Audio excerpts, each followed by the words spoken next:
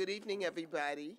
Welcome to the Evanston Township High School February 12th Board of Education meeting. Can we have a roll call, please? Here. Here. Here. Here. Here. Here. Thank you. Okay, the first item on the agenda is written communication. Dr. Davis, do we have any written communication? We have no written communication this evening. Okay, great. Okay, so the next item on the agenda is comments from the public, and if you notice, we have moved this item up. Because as we talked and realized our agenda's long, we just thought, why make people sit through all the reports? You're welcome to sit through the reports if you choose to. But now we'll do comments from the public. Dr. Davis, what do we have?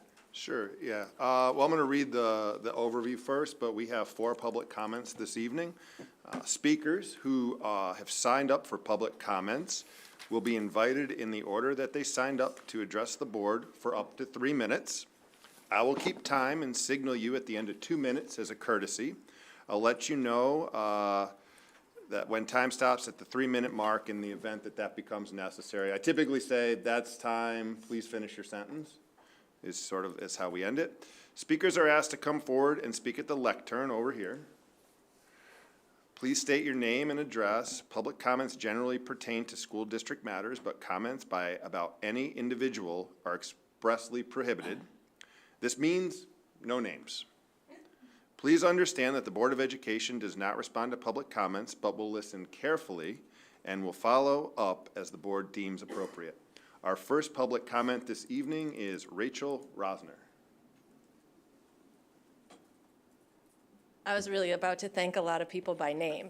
Is it okay if it's? You can thank people. That's not really why we read it, but yeah, you have permission to thank folks, sure. Thank you for clarifying that.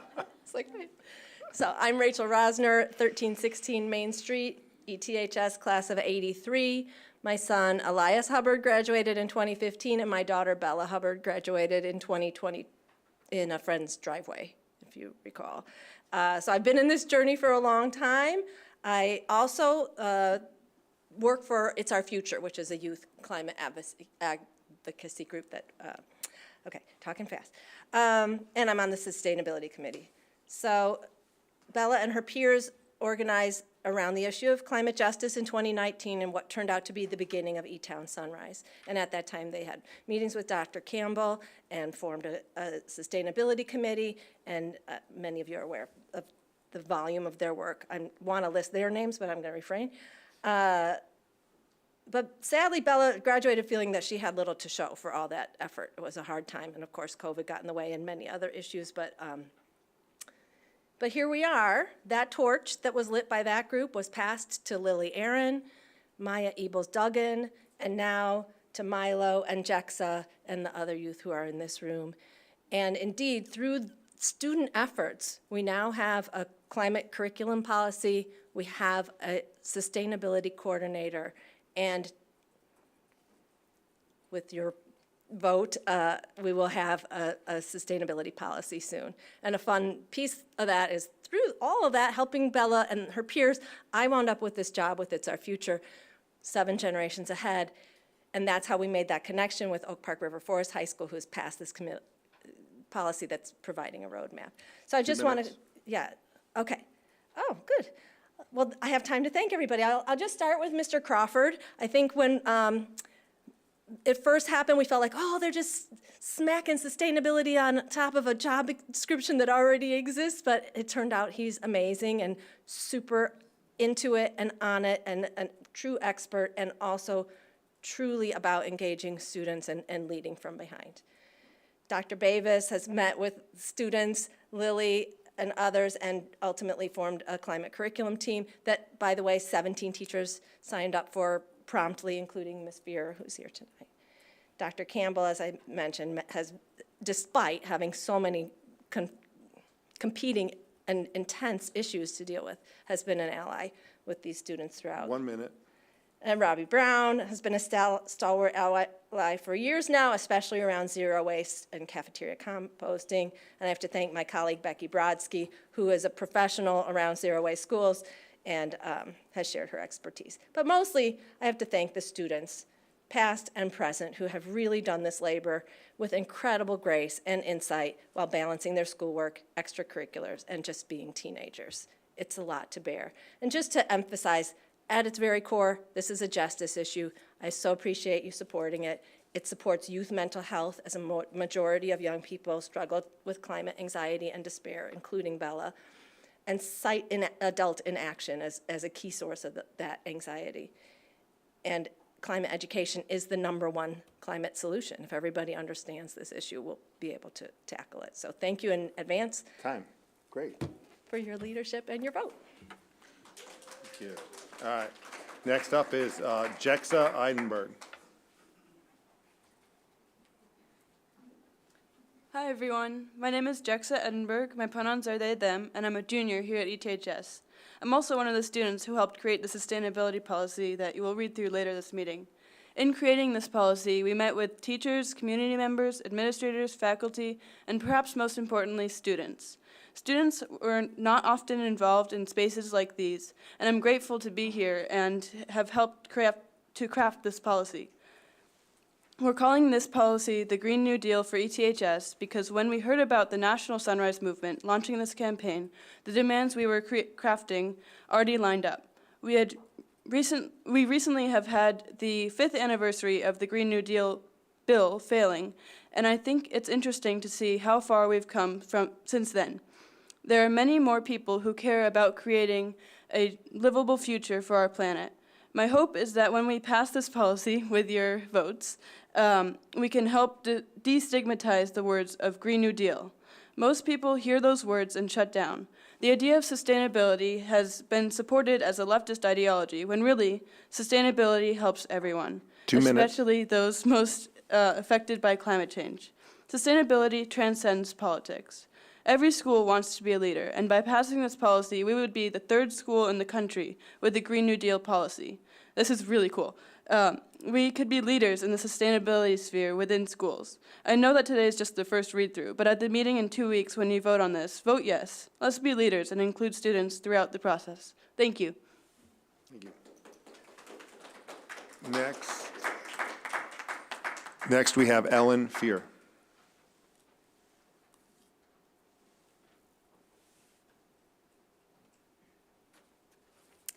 Good evening. I'm Ellen Fear at 5310 Greenwood Street. I'm an ETHS science teacher since 2008, and I'm currently teaching AP Environmental Science and Urban Agriculture. My journey in this work started many years ago when I, along with a colleague, brought in the now alderperson Jonathan Newsma to talk with the operations department and the budget office about installing solar. We were not successful. But over the years, with the help of passionate students and community members, a strong voice emerged. I am so proud of the hard work and dedication by our current students working on this, as well as the students before them. While teaching about the environment and climate over the years, my focus was mostly convincing people that human-caused climate change was a real thing. Now my focus is convincing students that we can indeed mitigate this climate crisis, and great strides have already been made. I see students paralyzed by the fear of the climate crisis, resigning to an incorrect fact that there is nothing they can do. This ignorance is born out of the facts that we need more climate change education, and we, the school, need to model those solutions. 2 minutes. Got it. Today's students hear about human-caused climate change through mostly social media platforms that provide sound bites to provoke reaction and fear. By providing sound, thoughtful climate education, we can instead provoke action and instill hope. By passing the sustainability policy, the ETHS Green New Deal, we will show our students that they have the power to create the change in the world they want to see and know that there's a possibility to change the trajectory in the climate crisis. We also need to be aware that this work can't be put off to a later date. It's imperative that we recognize the urgency of this crisis and act on it. We have a chance to show these young folks that us old folks care about their future and are willing to change our behaviors in order to preserve a livable future planet. Thank you for your consideration, leadership, and support.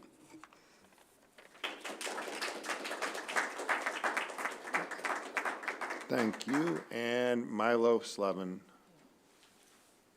is next. Hello, my name is Milo Slevin. I'm a senior at Evanston Township High School. I'm the hub coordinator of E-Town Sunrise. I live at 714 Forest, for what it's worth. When hundreds of thousands of people around the world rallied for a global climate action in 2015, they marched and spoke and listened. In the ensuing days, 195 countries signed the Paris Climate Accords, the most significant unified global climate commitment to this day. When tens of thousands of people gathered in Manhattan last September to demand an end to fossil fuels, they marched and spoke and listened. Days later, the Biden administration launched the American Climate Corps, uniting over 20,000 people nationwide in addressing the climate crisis and creating a green future. When dozens and dozens of ETHS students walked out of the school 2 years ago demanding an ETHS sustainability coordinator, we marched and spoke and listened. Weeks later, Mr. Crawford was hired, and he has served as an invaluable bridge between ETHS administrators and student activists. In every one of these instances, we have marched and spoken and listened because we are angry. We are angry that temperatures have reached record heights. We are angry that disadvantaged communities can't trust the water they drink or the air that they breathe. We are angry that millions of people around the world are losing their homes and their lives as unprecedented storms wreck their livelihoods and wildfires torch their futures. So, when the people who run our school promise us 100% emissions reduction by 2050, options for locally sourced foods, and zero waste by 2045, alongside several other goals, we say thank you. Thank you for recognizing that we have a right to climate education. Thank you for showing us that if the world changes, so can we. Thank you for looking out for us. As the third school district in the country to pass a Green New Deal for schools, we can become an example for the country. We can send a message to the schools around us who can and must do the same. We can guarantee that when my children and grandchildren bike down Dodge and walk through entrance 1, they enter a school that exemplifies the sustainable world that they will someday lead. Thank you. Thank you.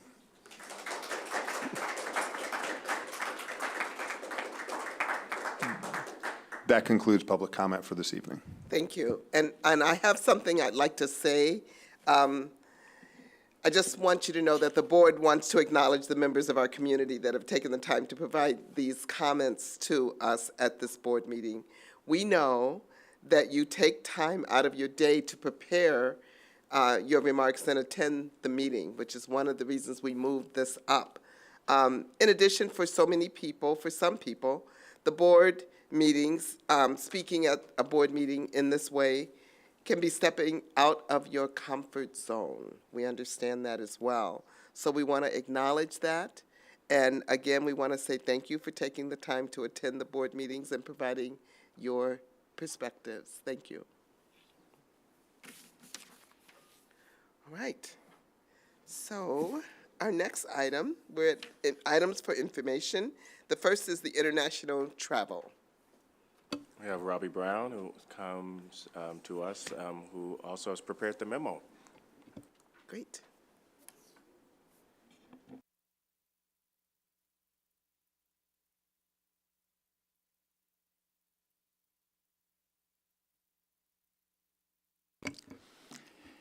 Good evening, everyone. Thank you for once again having me here to present the proposals for international travel during the 2024-2025 school year. As Dr. Campbell noted, all the proposals for that travel were included in the memo letter that was included in your packet, and I'm here this evening to answer any questions that you might have. So thank you again for hosting me here this evening.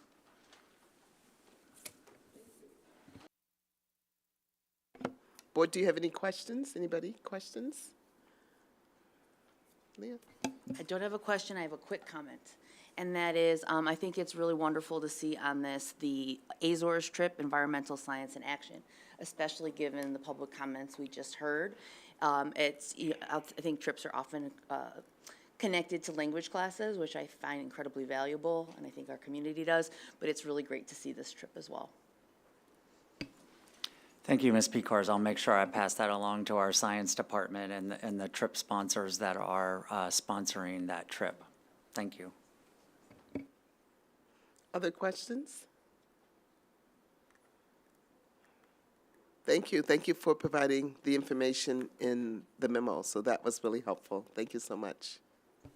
Thank you once again, and have a good evening. You too.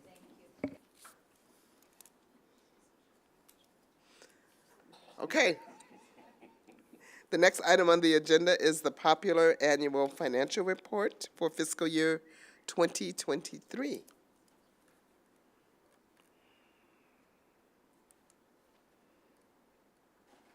Also information in the packet.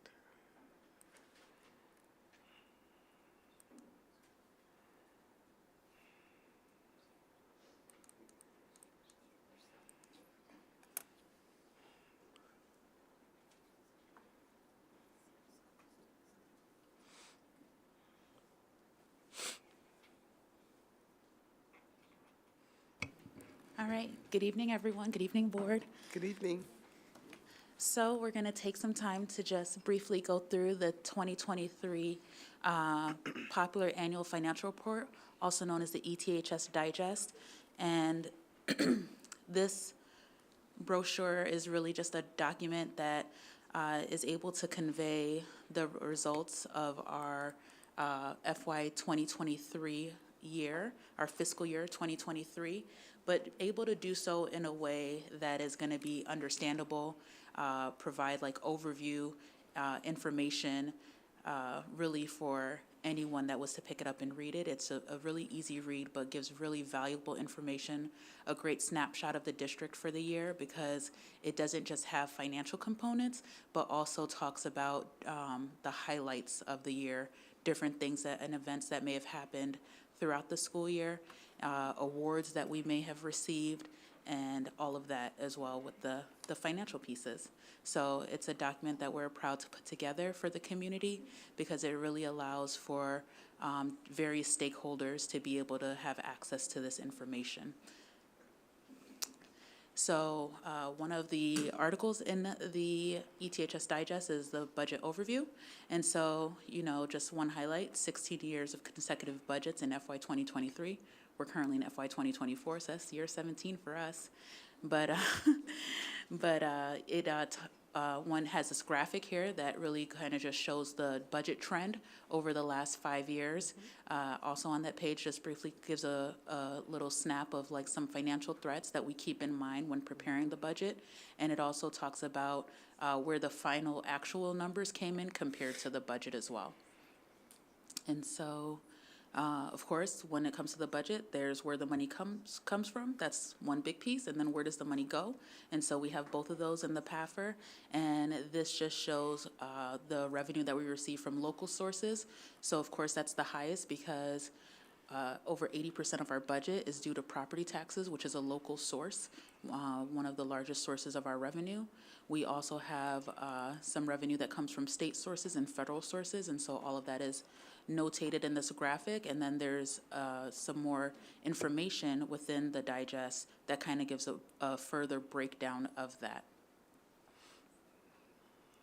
And then just another, this would be actual. So we do this when we present the budget. This graphic is in there showing what we budgeted, and then this also shows the actual revenues by fund, so that it's also, like I said, just a presentation that's easy for people to look at and grasp. Okay, we know that the majority of it is, you know, for the education fund, and then these are the other pieces that make up the revenue pie, so to speak. And then, as I mentioned, where does the money go? So the majority of it goes to instruction. So, of course, as you would anticipate, we're here to instruct and educate our students, and so that is the majority of where our dollars go. And then next runner-up would be support services, and then these other categories as well follow behind. And then this graph actually shows a comparison of FY 23 to FY 2022, so you can just kind of see how those years compare. And then same thing with this pie, just a breakdown for the expenditures. And then there are some additional articles. As I mentioned, it's not all just the finance pieces. We also have some other articles that you're able to read. It's a very easy read for anyone. And so some of the things that are highlighted: geometry and construction houses, sustainability, the centennial planning, distinguished alumni winners, and other articles as well that can be read in the ETHS Digest. So I would encourage everyone to grab one from the business office, or they can go online to our website, and it is also posted there. Oh, here we are for distribution, for anyone that would like to take a look. At one point, we did used to mail them out to everyone in the community, but can't talk about sustainability and be doing that, right? So, so right here in action, we have made them so that we don't have to print as many. People can access them on the web. We send an email out letting staff know where they can find it. So I can take questions or comments. Excellent. All right, thank you so much. Board members, anybody have questions? This is one of my favorite documents because it is, like you said, a very easy read. And I remember those days when they got mailed out, but they are available on the website now, you said? Right now, Okay. yep. All right, I Hot think off our the packet press. said that they will be, so you're saying they are. Yes, so Okay. no, they are there now, there. yes, because I just knew once I talked about it, everyone would want to see it. Of So course. it's posted and ready to Yes. go. Yes. And also, before I wrap up, I just want to say, I always say, can't make any of this happen without the staff that I have working tirelessly. So big shout out to the business office. And then also another special shout out to Kathy Mills, who also worked very closely with me to get this document together. Awesome, thank you. Nice shout out. It's really good, actually. It was really easy to read, and the stories this year particularly sort of were really compelling, so great job. I should shout out our students as well, right? Because they're the ones that provide us with all of this greatness and that we put in here, so, yeah. Excellent. All right, well, thank you very much. Thank you. Okay, next report is the report on early college.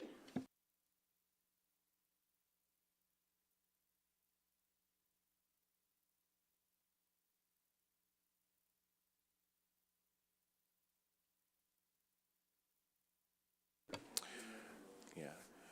So we have Dr. Pete Bavis, our Assistant Superintendent for CNI, Dr. Ann Brennan from Oakton College, and Dale Leapforth, Math Chair, who also does our work with early college here in the district. All right. We're very excited to be here tonight. My assumption is always that everyone reads the report, so we're going to move along at a pretty good clip as I review the data slides, but feel free to ask questions at the end. So just as a reminder, this report aligns with District Goal 1. Leave it there for just 3 seconds. We know District Goal 1, we wrote it as a group and approved it. The measures tonight specific to that goal are dual credit opportunities, dual credit enrollments, AP enrollment, scores of 3 or higher on AP, and AP scores of 4 or higher. Dale? Thank you. So normally this is the AP board report. So we're excited to say that we're now rebranding it, if you will, as the Early College Board Report. It's kind of a long time coming. We've talked a lot about our AP program, but really we know that we have some excellent dual credit opportunities in partnership with Oakton. We'd like to highlight those from now moving forward, and you'll hear us use the word early college a lot more, and that would include our advanced placement courses that we are going to report on tonight, but we are adding dual credit. We see advanced placement and dual credit as great opportunities for our students to earn college credit, to work at a really high level here at the high school, and help them prepare for the next level. And we do have a few concurrent enrollment courses, one of our new opportunities I'll be talking about in a little bit. Oh. I'm driving. So, as always, we have our list of advanced placement classes. The two newest ones on there are African American Studies class. Dr. Kamasi Hill is teaching that currently, also one of the writers of the course. And we're the first school in the nation to be teaching that course here at Evanston. Pre-calculus we talked about in the spring. If you remember, we had a special board presentation and you approved AP Pre-calculus for all. And we'll look at some of those numbers in a little bit. But we're excited about those opportunities for students. We have 85 advanced placement teachers on staff. This year, early enrollment showed 3,563 class enrollments, 3,563 class enrollments. And if you look at unique students, it's 1,410. And I kind of looked and I said most of the students who take advanced placement courses here are juniors and seniors. And there are currently 1,808 juniors and seniors. So I don't have a calculator handy, but we just need a math guy. But so we're looking at as being closer to having our goal of having every student take an advanced placement class while here at the high school, and we're excited about that. The dual credit classes that we offer, and you'll see in light blue we have some new courses coming online next year. But the courses that we're offering now are in darker blue. Next year we're debuting Intro to Life Science and Zoology, Animals and Society. So that's going to come on and bring science into the realm of dual credit. And we're also really excited about our BNET program, our Certified Nursing Assistant Training Program.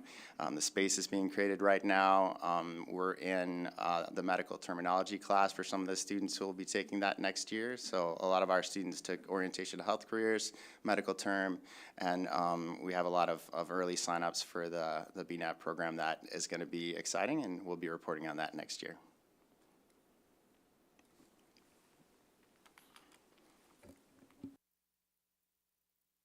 Old list of just the national recognition. It continues to be nationally recognized through those outlets. And when I updated the lit review in the packet, which I did because I said, this lit review is really getting out of date.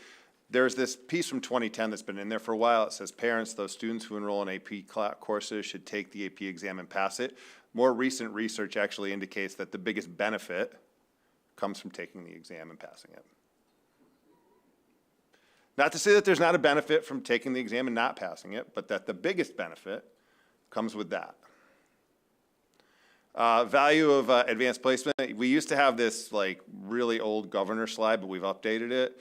I think we're one governor removed from the governor that signed the legislation, but in doing that research, I found out that 36 states have statewide or system-wide AP credit policies similar to the one in Illinois. Granting credit from public institutions for AP scores usually 3 or higher. That policy and that range of that policy through public institutions in those 36 states significantly increases the reach of AP credit acceptance. Illinois is one of those states. All right. Data slide, big picture. In the last 5 years, we've seen the highest level of access and success in AP and dual credit courses in school history. Last year, 74% of the students who took an AP class earned a 3 or higher. That's 791 unique students with a 3 or higher. Those 791 students account for 1,607 scores of 3 or higher on the AP exam. The bottom line is that we have significantly more students graduating with AP scores of 3 or 4 than ever before. This year, we have a record enrollment in our dual credit courses at ETHS with 423 enrollments in dual credit courses. That's a 107% increase over last year.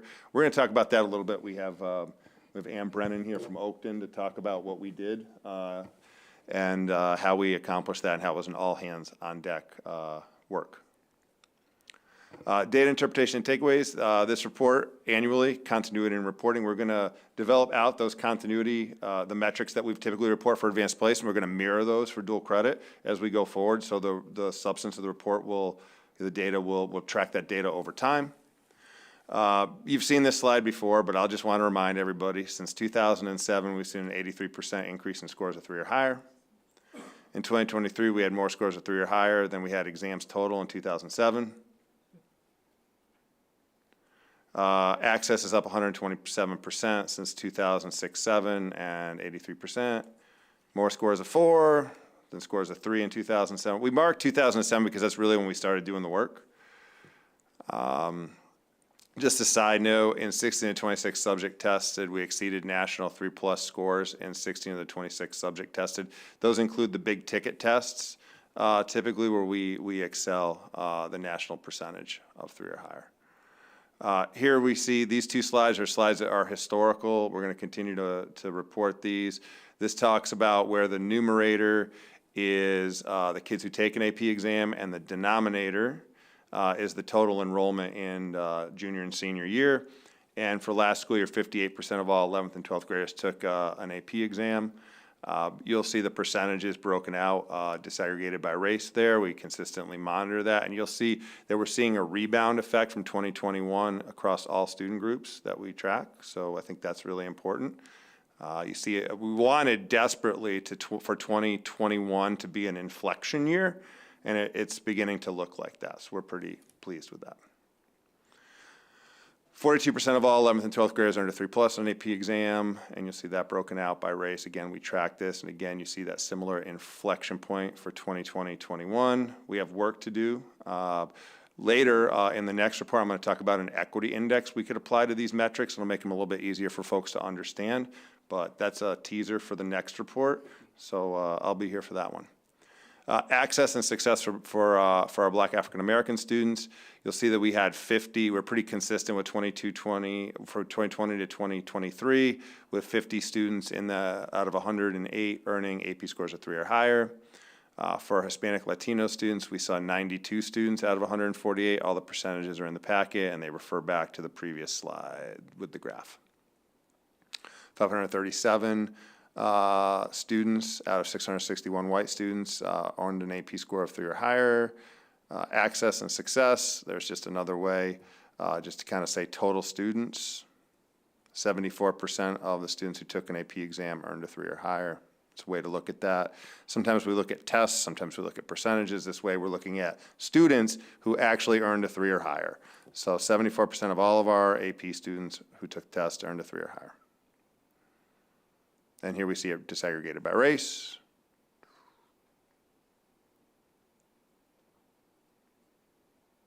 We look at 504s. See a significant increase in total AP students with 504s last year, up to 223 from 185. And you see a corresponding increase in 170 students earning a 3 or higher. Here are, we call this the 100+. These are enrollments of over 100. Most popular courses, you see English language and comp, psych, U.S. history, literature and composition. Those really don't change much. Those are pretty consistent over time. And here are our College Board honors. College Board says we have AP Scholars with honor. These are kids who take multiple AP scores and score 3 or higher on those exams. We don't like to really super highlight this because we believe in balancing with well-being. And we don't want to imply that if you're an AP Scholar with distinction, that is in any way indicative of a student's well-being. So it's there, they report it, we put it in here just for transparency. All right, early college, some recent highlights.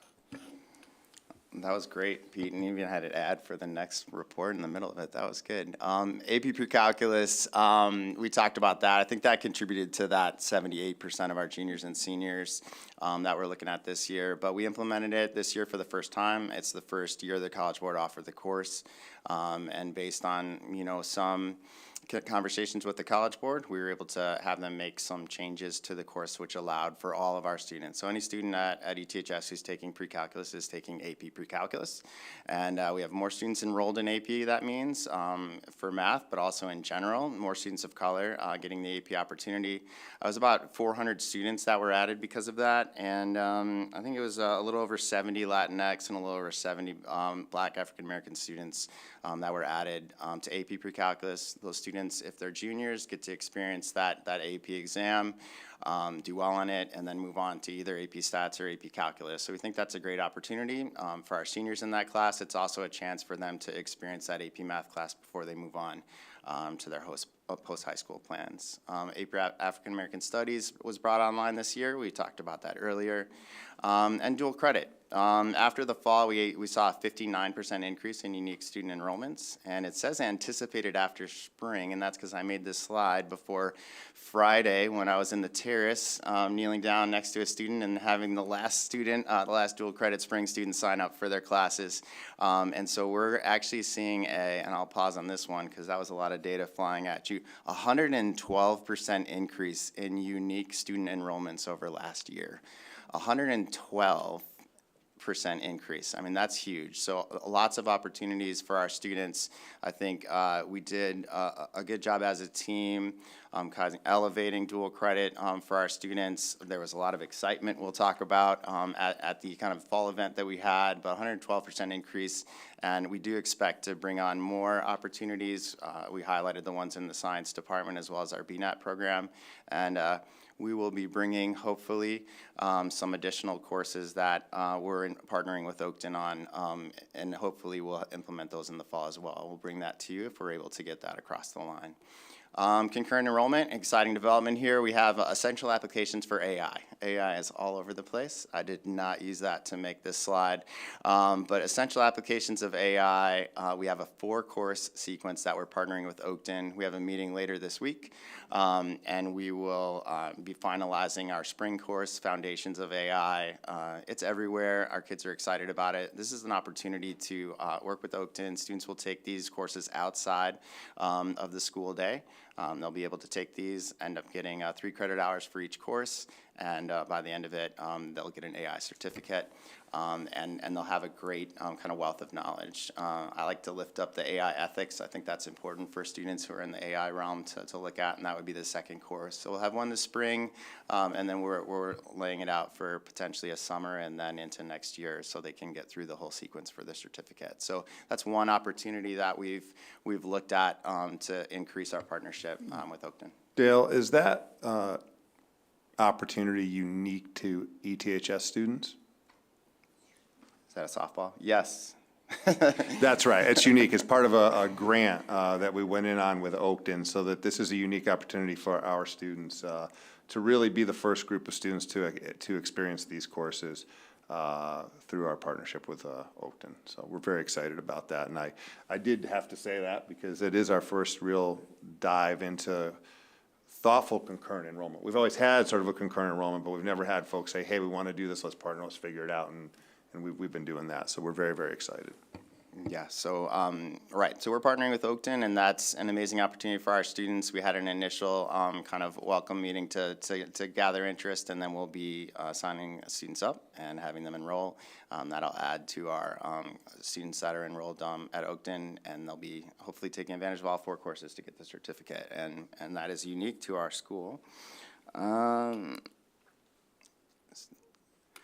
And we mentioned it earlier, but it's a rebrand. We've talked about AP for a long time, and we really need to lift up some of the other opportunities. We have dual credit opportunities at ETHS. We have work-based learning opportunities. So how can we not just have a class here, a class there, or try to get into an AP, but how can we really create a journey, a pathway, so students can gain knowledge, opportunity, and have the experiences that are necessary to really figure out what they want to do here and what they might want to work on after high school. And so we're broadening that to really have, what are you interested in, what are you passionate about, what do you really want to dip your toe into for the future? And that could be seen through an AP class that we've talked about for a long time. It could be seen in dual credit, could be seen in an internship, a work-based learning opportunity. So how can we expose students to as many opportunities as possible so they can really have the experience that will set them on a journey for success in the future?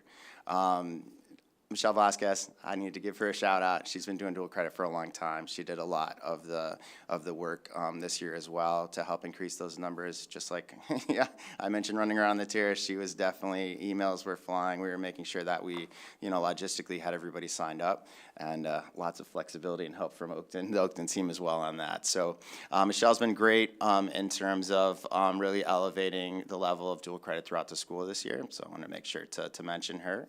In the past, we've had the Pathways to AP Forum.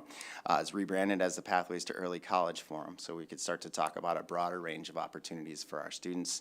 Great event. We held it in person. We've done it virtually and in person. It was in person. We had a great crowd, great response from our students. Our advisory board captains were amazing, and it was probably the biggest panel you ever facilitated, Pete, but well done on that. But it was great to hear from the voices of many of our students. And really, two things that helped with the dual credit program.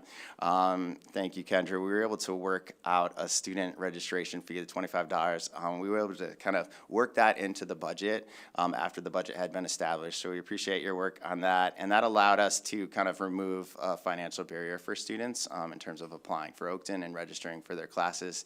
And instead of having each teacher individually register students within their own classes, we brought them all to a room, and we had them apply, and then we followed up in their classrooms to register after that. And I will ask for a little help from Ann on this one, but I'll lead into it, and then I'll let you take over. But we had a meeting with Oakton in the spring saying, what can we do? How can we expand dual credit opportunities? How can we partner? We've mentioned many of those new partnerships that we've had. We sent a letter to students and families, letting them know, and that was from Joyce Smith and Marcus Campbell, and basically said, here's what we're about. Here's what we're doing to partner with Oakton. We sent the booklet to students. We had the onboarding sessions. You know, we followed up in the classrooms with students individually, and I was walking around school signing students up, and it was cool to see the Oakton Owls stickers on their Chromebooks as we went around. So moving forward, we're going to really be intentional about adding new courses. And if you can just talk a little bit about our partnership together and that event that you brought your team out to, which we really appreciate. We wouldn't be able to do it without you. So. Yeah, it was a great chance for us to see what students were going through as they applied for college and figured out that process, and then figured out the registration. And they did I thought, class after class, they came down the hall, they sat in there, and with the group that was there, by the end of the day, we had hundreds of students who had either applied for the first time or they were registering for their second or other class in dual credit. I thought that their questions were all right on target. They seemed to understand the program and what it does. The advantage that they know that they're getting is that they are starting their college transcript, and when they finish the course, the credit is posted not only at Evanston, but also at Oakton. So they join a wave going across the country, and dual credit is growing everywhere throughout the state of Illinois and across the United States. And we are now, I started at Oakton in 2018, and we had about 1,700 enrollments, and we just got our final data for this year, and we're at 5,000 across District 535. So we are looking at, in addition to what is now, we have 30-plus requests from all the districts in 535 to add more. So we don't see this as slowing down. We see this as gaining more speed and recognition by the families. I think that the communication, what we heard from this board before, I visited this board a few years ago, was that you need to communicate with our families. So we're hoping that that mailing that went out from both, a joint from both of us, is helping to send that message out there into the households, that they see some evidence of, and we've been rebranding AP, early college, AP and dual credit and concurrent enrollment as early college now for a while. So we're really glad to be using the same language. So I think it's a real partnership that has a lot of potential, and I would expect Evanston to continue to see growth like this for a while. I concur all across the board, and I just wanted to share with you the first sentence, the first two sentences of the letter that went out to families from Dr. Campbell and Dr. Smith. Congratulations, you are currently enrolled in at least one ETHS course that qualifies for dual credit at Oakton College. So it wasn't like this, really, stodgy thing. It was like, congratulations. This is an acceptance letter, really. And that was intentional. It's the first time we've ever partnered and done that. And I want to back it up to the spring. Because in the spring, we did something we have never done. We had Oakton academic leaders, and I mean, y'all were there. Yeah. Including the president, and Dr. Campbell had academic leaders from ETHS in the room, and we sat down and we committed. We really, really committed. We committed to the rebrand, we committed to the strategy, we committed to the presence in the fall for enrollment. We did a lot in that meeting, and I just want to thank Dr. Campbell for that leadership in this area. And Ann, since you're here and Joy's not, I'm going to thank you. Well, thank you. Wouldn't have happened without you. But really, this is what we can do when we kind of come together for the good of our kids. And that's exactly what we did. And we see the fruits of that labor in being part of the concurrent enrollment AI piece. And we look to continue that partnership and continue to grow. And we will continue, our interest is, do the students who take dual credit, do they graduate from high school at a higher rate? Do they go to college at a higher rate? Do they persist? Because the national data tells us that they do. And it has an even higher effect on students who are not normally given exposure to college, like first-generation students. Students who have not had that example at home get that taste of college, and it has a great effect on them. Even if it isn't the general education core, even if it is your career and technical education, which is available to your students from freshman year here. Yeah? Thank you. Yeah. If we look at the post-high school priority, Dr. Campbell, again, thank you for your leadership on that. Your vision in terms of expanding beyond what we've traditionally had at this report, the AP board report, dual credit, other opportunities for students, and hundreds of students applied to Oakton, applied to college and got in, and you were able to see the smiles on their faces when it said 100% complete. I mean, they applied to their first college, many of our students, some of them freshmen, and many more students had that opportunity than in the past, and it was a tribute to the team. Oakton, from that spring meeting on, has basically said, I don't want to say yes to everything, but we're like, it'd really be helpful if you brought your whole team out and helped us register. And they all came. And that is you, Ann, right there squatting next to the Oakton College, right? The team was there. The tech team was there. They were on call. We were texting back and forth. We are looking to add these new dual credit courses, and even this spring have some in the hopper. And I've only heard yeses and a lot of kind of positive momentum forward from Oakton, and that's great, and it's a great partnership, and we hope to continue to build that moving forward. And Glad to. We will shift back to AP for a minute. We have highlighted a number of these events in the past, so the key takeaway here is we do have 2 years of supports for students, and as part of the rebrand, if you will, we're going to have to look at different ways to talk about not only our AP courses, but how do we blend dual credit. The first look at that was at our AP fair. We had a dual credit kind of section, and we talked about dual credit within each of the departments. We also had that at the Early College Forum, but we're looking at ways to broaden out the events to include a broad range of activities and courses and experiences for students. We do have teacher professional development, so as we broaden our access to AP, we want to continue to professionally develop our teachers. So Tina Lula and Josh Brown work closely with Team ASAP and our AP events, and they've been hosting quarterly meetings with teachers where they'll talk about the classroom and talk about student experience. Early in the year, for some students who started to struggle, they really problem solved around how can we re-engage students and really make them feel welcome in the classrooms. Quarter 2, we looked at flexibility in the classroom. How can you make sure that you're being flexible, that you're supporting students and stretching students within the class? And so they'll meet quarterly with the teachers, and they really have been great, deep conversations, when I've been there with them, and we're looking forward to having more of those moving forward. We mentioned the AP Fair, which will be rebranded as the Early College Fair next year. But our SASH partnership with Vishali Patel and Ali Hart, every sophomore came through the AP Fair, which we called it because that's what it was called on all of our paperwork and documentation and calendaring. But we talked about dual credit opportunities and AP Fair, and that was an event that was run by students. If you could have been there to hear the students articulating what dual credit meant and what AP meant, you'd be very impressed with them. And then they also led the informational sessions with students as well as that event. Avni Kandar works with our peer tutoring program. Dr. Kamasi Hill has taken over our AP Black Affinity space for this year.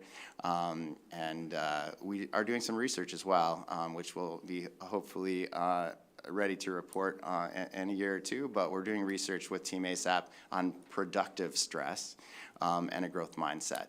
And so we're looking at that. We looked at that with our Team ASAP students. We're looking at that with some other students as well, and we're excited about what that research could potentially point to. And Candace Ann Roman, she's watching from home, is our logistical guru. She takes care of everything kind of logistical to help support. We wouldn't be able to do it without her.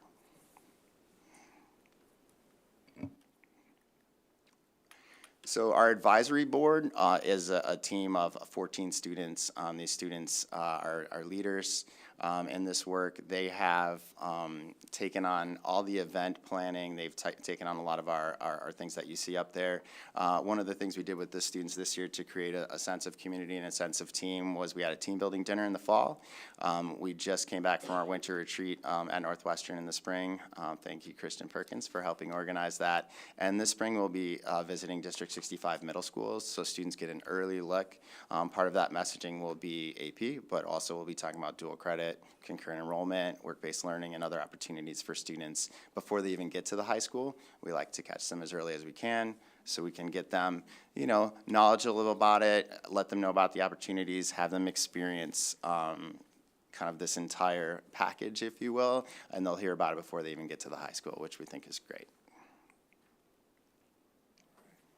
Questions? Excellent. I'm interested in the rebranding process. I'm really looking forward to seeing how you're going to talk about that and blend AP and early college and Team ASAP. Well, that name may change. I don't know. We'll see how creative you are. Yes. Make a T-shirt. Yeah, right. Then what are you going to do with all those T-shirts? Board, questions, Mira? Well, I love the rebranding. I was thinking dual credit, AP, it could be DCAP, but that sounds a little violent, but I was just trying to play around for you. Okay, so on a serious. Yeah, I love that. Quick question, are the dual credit courses weighted?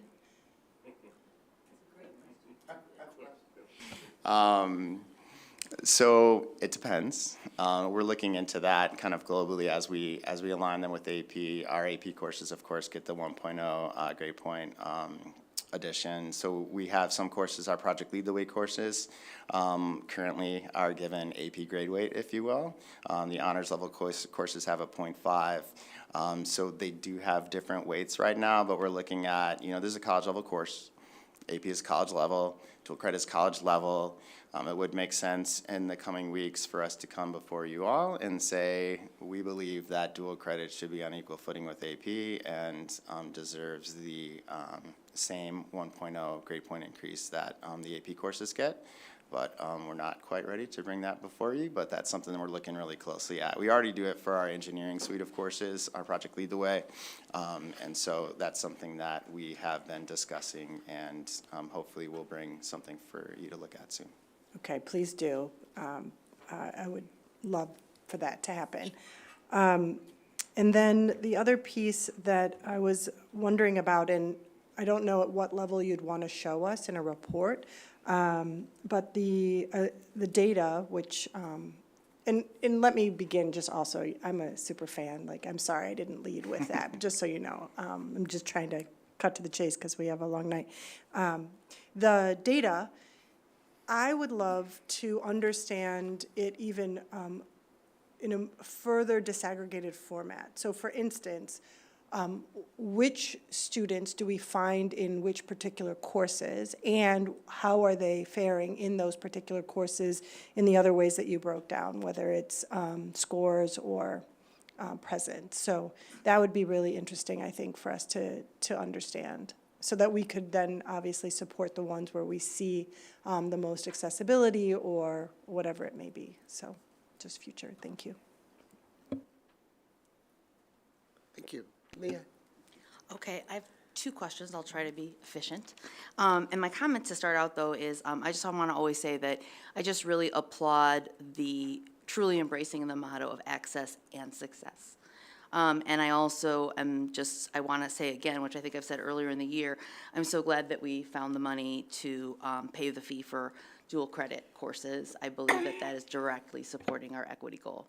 But my two questions. So the first question is, in looking at the data very closely, I just wondered, Dale, if you had any comment on this. So we have so many AP course exams, which you highlighted, that the percentage of students with 3 or higher on the test is better than the national average. So that looked very positive. But it jumped out to me that specifically with AB calculus in the last 4 years, it hasn't been above the national average. It actually decreased a little bit. And I know that that course is such a gatekeeper course traditionally in college admissions, though it's something that there's a lot of national current discussion about it, if it should be such a gatekeeper course. But given the sort of that context with this course, how would you want us to interpret that data? We have some work to do. One of the things that we already started working on was looking at our course pathways, right? So we implemented Pathway to Honors for Algebra 2. Those students are now in the AP Pre-Calc courses, and they're taking AP Pre-Calc, which is hopefully going to be the better preparation for them for AB Calc. So we had noticed that students, we have open access. Students are getting into the classes but are not seeing the success that we would want. So how can we prepare them better?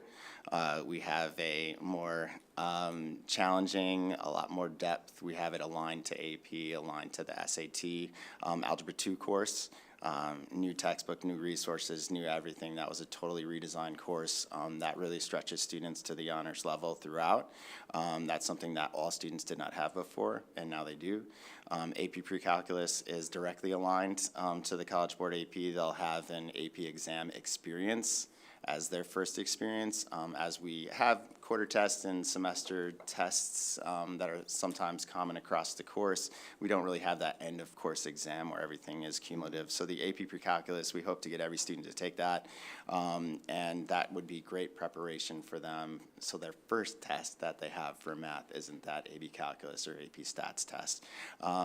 We also need to continue to message how important, Pete highlighted it earlier, but how important it is to take the exam and to do well, and what can we do to help prepare students for that. But really, get them there, have them excited and motivated about it, particularly for our seniors. We're having some struggles as they kind of know what they're going to do post-high school. How can we keep them motivated to really put all their knowledge together on a cumulative exam and show what they know how to do. Many of them can do well, and we need to continue to figure out how we can support them. But we believe that an early answer to that is hopefully making the courses along the way to get to that. We noticed some Algebra 2 gaps, so strengthening that Algebra 2 course will hopefully pay dividends and students performing on the calculus exam. So that's my early answer. Obviously, we're not happy with those results, and we're looking at what we can do even within the AB Calculus classroom to improve those. Thanks. And my second question is kind of probably particularly for Pete. I was just curious about something. So since the NERA, Northwestern Evanston Educator Research Alliance, their work found that it was AP test taking, as you emphasized and you just mentioned about wanting kids to actually take the AP test, that made the most difference in college persistence. How might that, could you make or not make the same argument for semester exams for students, since it's a cumulative exam, something that all students could be exposed to, not all students, although we have a lot of students taking AP? What I think is interesting is that, here's the thing. We had like thousands, well over 1,000 kids take AP exams, which means they had that cumulative experience, and it's directly correlated to going off to college, right? And they did well, which I think is amazing. Now, the question is, can you make that with just regular semester exams? The answer, if you look at the research, is no. You can't. Doesn't mean we can't do it here at ETHS, but I'll tell you what, if we did it, we'd have to bring it back in a way that was rigorous and uniform. So that a lot of it comes from that ability to consolidate that information and kick it back out. And it really only applies to math and science. More and more of your history courses in college and university, or your more liberal arts kind of pieces are essay-based writing, take home, or blue book experiences. But the other piece that's interesting is that in world language, for example, because we often hear from world language teachers, like, you really need to do these semester exams in world language. What you found when you go off to college and university is that your exam in those languages is literally talking to your TA in the target language. That's a huge portion of it. So I would argue that our current way, the way we used to do it, doesn't prepare kids for that. So we would have to be, if that was our goal, we would have to be very intentional, and we would have to say, like, we'd have to take away some autonomy if we were to do that, to be honest. We have to take away quite a bit of teacher autonomy. We already have AP exams. They're filling that gap right now, but maybe we would seek to broaden that. I mean, that's not a bad idea necessarily, but it's not really research-based. But I kind of find it intriguing. Yeah. Interesting. Liz? Hi. So I don't know who might want to answer this, but I was just wondering, I was thinking about the programming that I've seen happen in Illinois and other states where students can do dual enrollment and graduate from high school, but also have an associate's degree at the same time.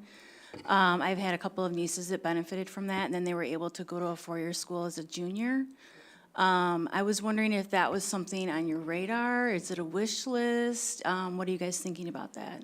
So, yes, we also work with the Maine High School District, and they are in the District 535. They have the largest enrollment. Half of our enrollments come from the Maine high schools. And that is very deliberate on their part, including they are now showing a student how to get the associate degree while they go through Maine. And again, they are factoring into that AP, dual credit, and concurrent enrollment, so that a student, so when I was asked about this by our own board about 2 years ago, and there had been an interest in it from other boards, Maine's board in particular, about us making it clear to students that they could get their associate degree. So we immediately sat down and saw that they can right now. We just would need them to begin it as a freshman. So now Maine is beginning that with their entering freshmen, and they are using the School Link system, which I believe ETHS uses as well. And we all sit on the NSERV board together and have conversations about this. But we're starting to, with Maine, they're already at the point where they're starting to put that pathway to our certificates in alignment with their courses, showing you how it would make progress toward your eventual goal, which could include an associate degree while you're in high school. Mm-hmm. So we haven't gone as far as setting up some sort of,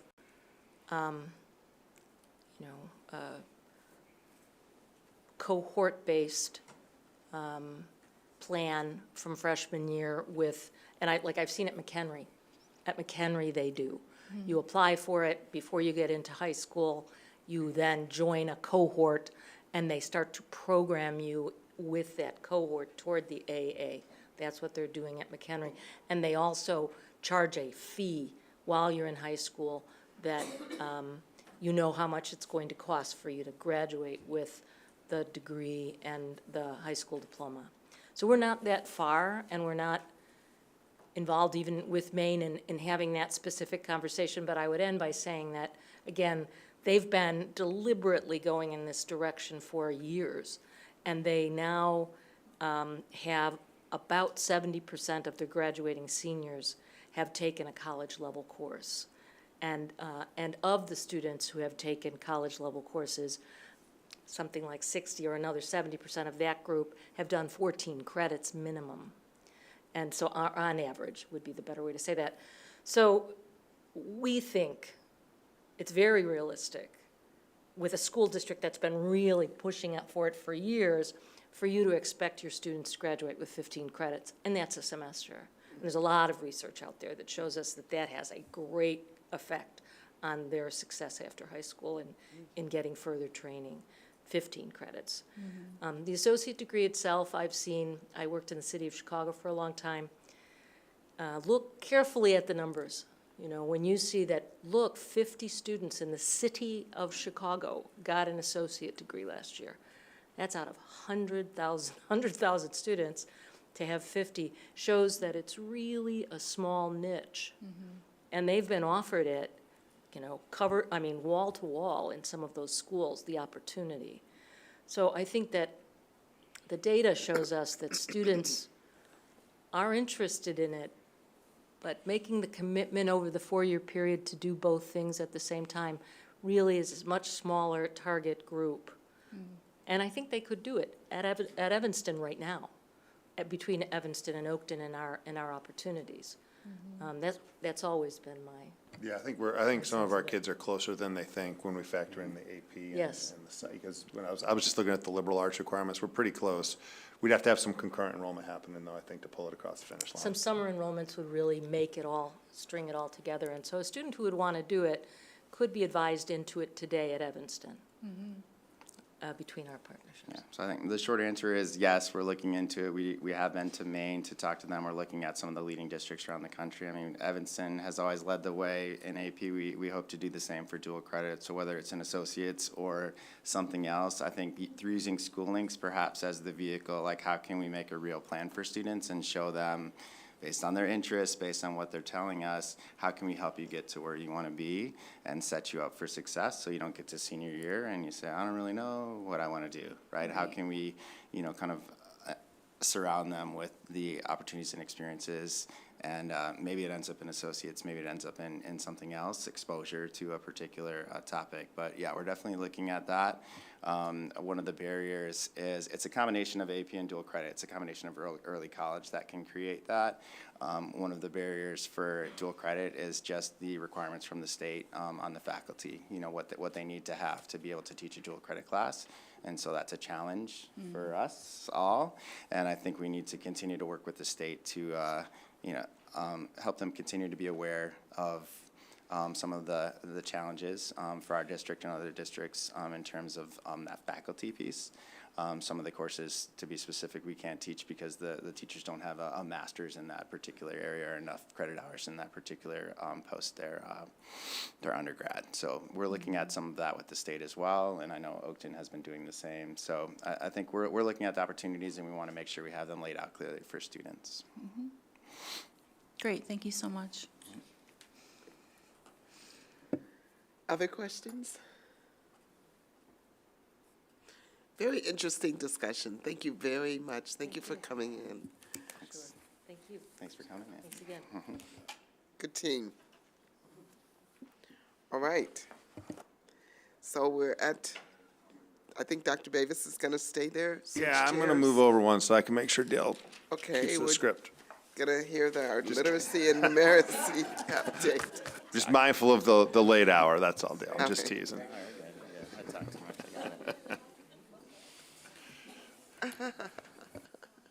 All right, so I'm going to invite up, for the literacy report, I'm going to invite up Kiwana Brown, Jerry Success, and Liz Bramley to join us at the table. And then I'm going to go swap the PowerPoint.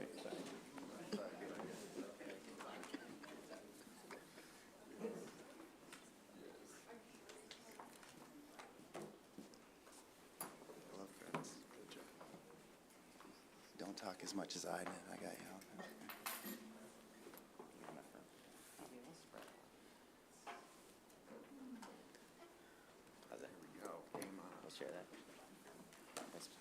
Okay, well, literacy and numeracy, we have quite a bit to report on. I'm going to walk you through some of the starter slides.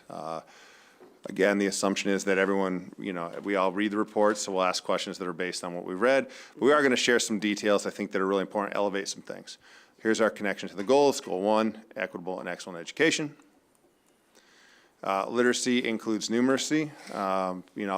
Historically, we present literacy and numeracy separately. In this report, we will highlight student growth, placement, and movement through our pathway, as well as highlighting growth areas moving forward. So we're combining the report this evening. We think it makes sense, and we're going to continue to do that. The first thing up I want to talk about, though, is this idea of a equity index. I'm going to put my professorial hat on for a couple minutes, talk through what that is. And, you know, again, this is a way, equity index is used to measure representational equity, which is the proportional participation of a disaggregated group in all perspectives. That definition is from the Center for Urban Education at USC. It's actually I want to say a friend of Dr. Campbell, Sean Harper, is the head of that. So that's going to name drop all night. So this is Sean Harper's work as the equity index. He used to be at UPenn. But an equity index allows us to monitor progress, just like any other achievement report would, right? To track changes in key indicators across various student groups over time. That's number one. It identifies disparities. It analyzes how different demographic groups are performing relative. And this is important. It's relative to overall student performance. We're not doing a gap analysis and saying, like, what's the gap to white students. We're actually looking at what's the average for ETHS students and then how close is our students to that average, and that would be a 1. So the general population is a 1 on the metric, and then how close. So how close you get to 1 really talks about how equitable you're performing on that measure. And it could be a test, it could be a benchmark on a test, right? And that's our examples tonight are from that. It could be on an attendance benchmark. It could be on a GPA benchmark. If you remember, the state says a GPA of 2.8 or higher, or passing with a C or better in Algebra 2 is their college-ready benchmark. So again, we can look to that, and we can say, like, we can index that, and we can measure impact. And this is important. We can actually evaluate the effectiveness of initiatives in promoting equitable outcomes by seeing that change over time. Closer you get to 1. Now, there's some math issues with this. We'll talk about the math issues. I brought the math guy to talk about the math issues.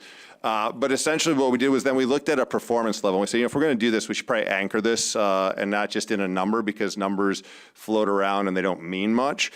So we said, you know, again, basing this on the work at USC and adapting it a little bit, we said a ratio of greater than 1. If you have an index, say, of a 1.6 or a 1.8, then you're at or above equity if you're above 1. High or medium is a 0.75 to a 0.99. That means you're almost at equity, you're close to achieving it. Low medium is a 0.5 to a 0.7. We're breaking it out sort of by, we initially start with quartiles at the top, and then we say if the index is less than 0.5, then we're far below equity. And you'll see in some of our examples we are far below equity. But again, it's a way to kind of track progress, to monitor progress, look at interventions, and really drill down. Ultimately, this could be on a data dashboard. So we were talking about doing data dashboard, talking about making it new again. Hanover did some stuff out east, one of the MSAN districts. They have an equity index as their forward-facing data dashboard. We looked at USC, what USC had done, and we said, this is easy. We can crunch those numbers and get that up there with some nice graphics. The graphics aren't here tonight. The idea is here tonight. Yeah. We are looking at growth and attainment also in this report, and I think it's extraordinarily important that the board and the community realize that, you know, it's one thing to say students are growing in reading, and they're growing in math, and they're growing on the whatever test you want to say, whether it's the STAR test or the PSAT 8, 9 to 10. That's great. But there's also this attainment piece, which is super important. Like, did kids reach the benchmark at the end of the journey? And where are they relative to that? And that's where I've put the index in. I've looked at the index in terms of attainment, for example, in this report. And if we decide, you know, if I get feedback and this is something we want to pursue, we could integrate the index into subsequent reporting as well. Am I still talking about STAR 9, or is that you? That's me. Okay, good. Thank you. Take a break. Yeah, but you're back to talk more about this index. But these are our grade 9 incoming freshmen STAR reading proficiency scores. So we looked at our incoming freshman data from the last 3 years, and we also added 2018, which was the last time the students had taken the STAR before the pandemic. We just wanted to do some comparative data analysis to see where our students were incoming. And what we noticed was that overall, our numbers were pretty consistent for overall proficiency with our students coming in, but we did notice some drastic declines in our students, especially our African-American students, over the last 5 years. Our white students have pretty much remained consistent, and our Hispanic students have kind of gone up and down. Right after the pandemic, they were the only demographic who had scored higher than previously before, and then they started to hit a decline. So we are constantly looking at ways to invent our instruction to make sure that we're supporting all of our students in reading, because we see that there is definitely a need coming in, especially post-pandemic, and we're looking at different ways to support our students in our intervention classes, as well as restructuring some of our instructional practices to make sure that we're supporting all students and that they're attaining proficiency throughout their 4 years here. So I'm going to pass it back to Pete, who's going to talk more about this index. All right, so that's one way to look at it, right, is in a graph. Another way to look at it is in an equity index. So our all is just the number of students who met the percentage of students who met the proficiency target overall, the grade level of 8.3. So that was 60% in 2018. It was 55% in 2023. So you'd take 55%, divide it by 55, and you get 1. So there's your index. It's tagged to the general population. You look at our black students. Our black students in 2018 were at 0.63, which is medium low, right? If we go back to that initial chart where we had the rubric, it's medium low. 2021, medium low. 2022, medium low. 2023, low. And the reason the group is low is because the general average grew. It went to 55, but the black students stayed flat. So they, relative to equity, that equity measure have decreased. So that would be an area that we would pay particular attention to using this metric. And it might be hidden, in the data. You say, oh, 30, 27, 27, flat, right? Looks flat if you look at 2022 to 2023. But if you apply the equity index relative to the overall average, you say, oh, down. We need to do something. We need to really work with our partners in our foundation district, District 65, to really double down on literacy work, particularly for our black students within that cohort.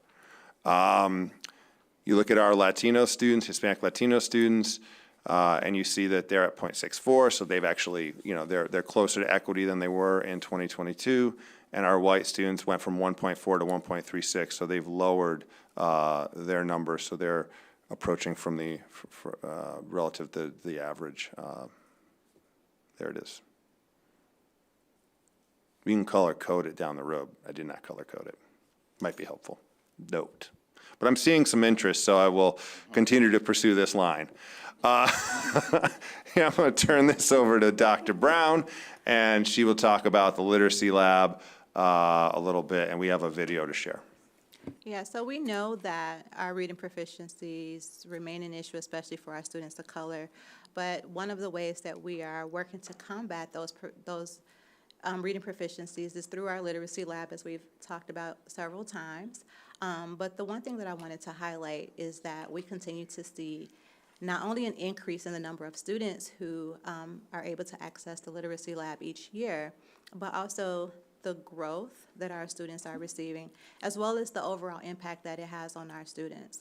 So at the end of every year, we do a survey of our students, an exit survey, and we ask them what they enjoyed the most. We ask them other questions, but the thing that stands out the most to us is the question about what they enjoyed the most. Because when you ask a kid, like, what do you enjoy the most about this class? Or what do you enjoy the most about, school?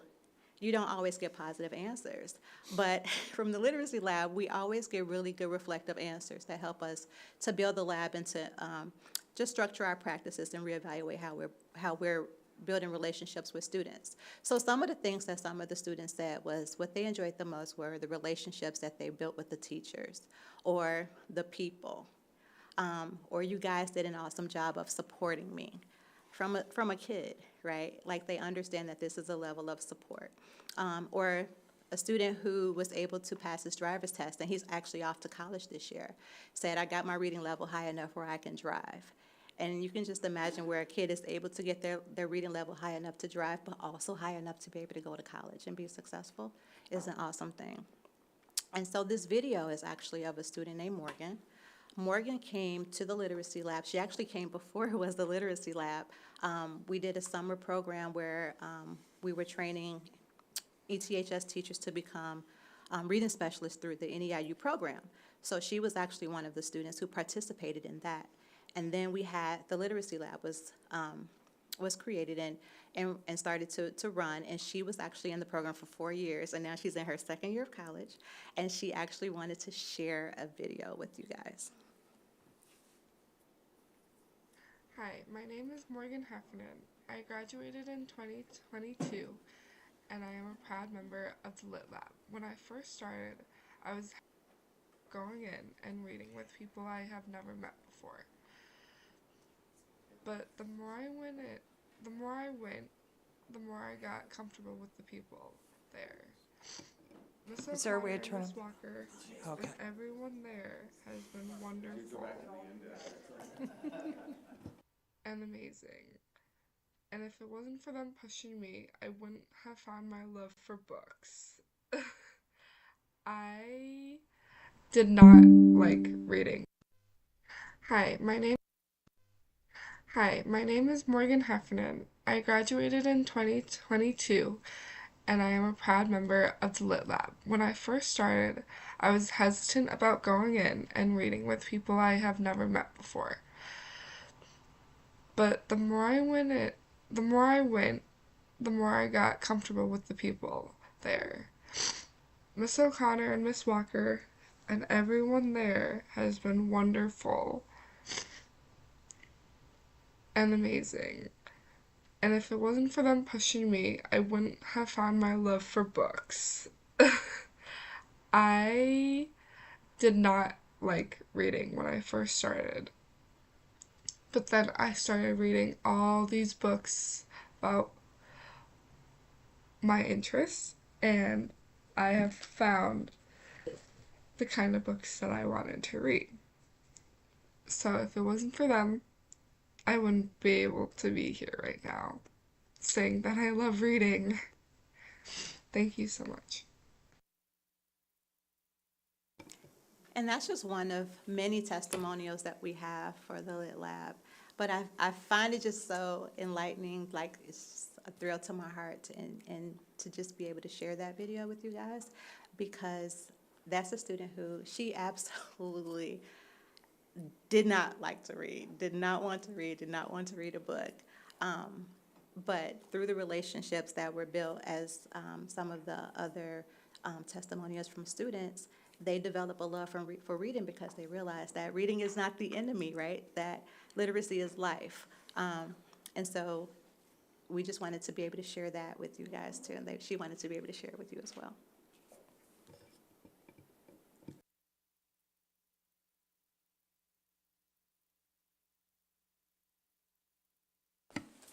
Hello, everyone. Now I'd like to share some info about our Summer Lift program that we do in conjunction with District 65. As you can see in the chart, the dark blue represents the students we've had in District 65, and the orange are the high school students who join us in the summer. So 2021, we had 20 District 65 students, along with 5 ETHS students, 2021, 22, 35 District 65 students, and 7 ETHS students. And last summer, 33 District 65 and 2 ETHS students. So and you can look at the growth data and see how it went from 2.5 in 2021 to growth of 2 in 2021, 2022, and a growth of 1. So it's important, there is a decrease, but it's important to note over time how we've had growth. However, last summer there was a decrease in growth. Several of the students repeated the program over multiple years, and usually once that happens, we see a slight diminished growth because of the ceiling effect. So we've partnered with District 65 and us with 202 for the last 2 summers in a new enrollment effort. Previously, ETHS was able to enroll students who were directly referred to us by schools and principals. Now we enroll students based on the sign-up process and without any anecdotal information. This has yielded several students with attendance issues, which has affected the overall growth. So with that, we're looking for ways to avoid that and to continue seeing a steady growth. So we'll continue to meet every student where they are and work with them and provide one-to-one instruction with our reading specialists. And in addition, for this summer, I'm working with our Summer Lift coordinator. We'll have an open house information where we invite the parents in and the students to visit the Lit Lab, meet their interventionists, and let them know the facts and importance. It's a 15-day program and how important it is to be there each and every day, because we do a pre-assessment, we do the work one-on-one with their interventionists, and we do a post-assessment. So if students in the past missed 2-3 days, it's kind of hard to gauge their growth level. And similar to how we do in the literacy lab, when students get referred in the literacy lab, we screen them and see where they are and their best fit for an interventionist. And we have not done that the past summers because most of the kids are from District 65, but with the timing, when we have our open house, we will invite the students in, and we start Wednesday, June 5th. So our plan is for June 4th for the students to come back and meet the interventionists, and we will screen them as well. So that way we can be prepared when they come in, so we know exactly any issues, concerns, and what their needs would be, rather than starting June 5th and not knowing anything from them. Thank you. Thank you. Yeah, double mic. Wow, thank you, double mic. Yeah, it is, thank you. So I'd like to speak with you about some of the great things that are happening in our district regarding literacy. First, I'll discuss our external events for the community. We have the E-Town Community Literacy Fest, and that's our fall event, and it's outdoors. We also have Family Literacy Night, which takes place in spring. At both of these events, we provide free children and young adult books to the community. We provide some of them, and Young Black and Lit also provides some of those books as well. So shout out to Young Black and Lit for your generosity and your partnership. I want to give them a special thank you and a shout out for that. We also provide free bilingual books and bilingual parallel text. So on one side, for example, it's Spanish, and on the other side, the text is in English. We provide those as well. And we also have our ETHS Black History Month book pop-ups. In February, obviously, and we have one location in the 5th Ward and one location in the 8th Ward. And this gives us an opportunity to build upon existing and create new relationships in part of the community. And I recall when Dr. Campbell, when you became superintendent, one of your goals was to have the school go into the community rather than having the community always come to the school. So this is what we are trying to do around our literacy priority, and we're really excited about it. We provide free books, children's and YA literature written by Black authors and positively centering Black characters at these events. So we also have internal events and also some internal goings-on. So I am still creating and disseminating the Wild Kit Lit monthly e-newsletter to all staff. It has a book of the month, a literacy strategy, and 2 to 3 links to supplemental materials for teachers that they may want to use in class or adapt for their students. It's also a way to open up lines of communication between myself and people in the school because it is a really, really big school. So I want to be available to everybody as much as I possibly can. New this year are the ETHS all-staff book swaps, and I want to stress all staff, every single staff member is invited to these book swaps to create a culture of literacy. Every adult in the building in every single role can impact a student's reading identity. So these book swaps are a way for adults to come together and enjoy the joy of literacy and the community of literacy so that they could talk about it with the students they interact with every day. We also have the Disciplinary Literacy Committee, co-facilitated by myself and Mr. Success. And this consists of 1 to 2 members of every department, and we meet once a month. And we explore and discuss a disciplinary literacy strategy. So members voluntarily join this committee knowing that they were to go back to their department meetings and disseminate the information that they learn in the committee, the Disciplinary Literacy Committee, thus being disciplinary literacy leaders in their own departments. We also have new this year, literacy book discussion group. I facilitate that. This is something new, and I hope to do this every year. This year, we are reading Literacy is Liberation by Dr. Kimberly N. Parker. This is an opportunity for us to discuss literacy, collaborate, and come up with some action plans regarding equity and literacy in our school. We are still implementing the freshman book, or the all-school read, and every freshman still gets the same book, every year, based on a theme, and it's also a way to create community around literacy and have a shared experience for all freshmen coming into the building. So future plans. I'm hoping to have a literacy event student planning committee, comprised of students who are receiving interventions in the literacy lab and students who are in our reading classes, where they will meet to give us input on what texts we can use at our community events, and also what literacy activities we should have at our community events. And it's a way for these students to have a leadership voice in terms of literacy. And also, what's Willie reading? This is a way for those committee members' voices and leadership skills to reach fellow students in the entire school. A book that they select will be featured in our Tuesday Tidbits once a month with a spoiler-free summary with a picture of Willie reading a book to pique interest among students as well. I also want to give a shout out before I'm finished to our amazing literacy team, who play an integral role in creating a culture of literacy here, even though they are not sitting next to me. I want them to be recognized as well. So big shout out to our literacy team. Thank you. What is Willie reading? Well, in this picture, he's reading I Was Their American Dream, which was one of our freshman reads. Nice. Thank you. You did inspire me to read a book recently, so well done on that. This is my second rebrand of the night, I think. Numeracy coming into the literacy report for a long time coming.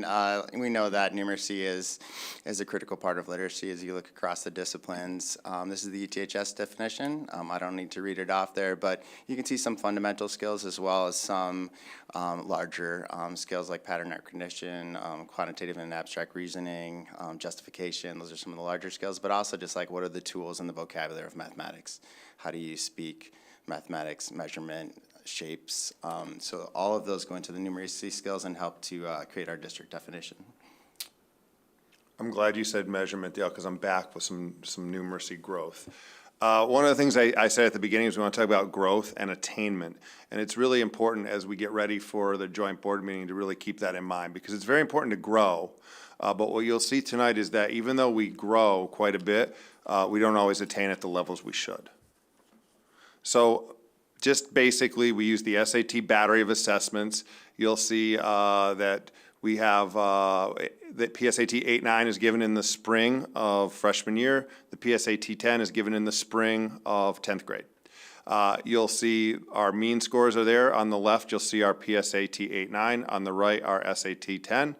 And you'll see that our growth, all of our students grow, our Asian students grow by 4%, our black students grow by 6% freshman year to sophomore year. They're scaled the same, so you can actually say, like, here's the growth. Anticipated growth is 12 points between those two assessments. So that's also important to note, but you'll see that students grow. They start from different places, but they grow, and some students grow faster, some student groups grow faster than others. Very important to keep that in mind when we talk about growth.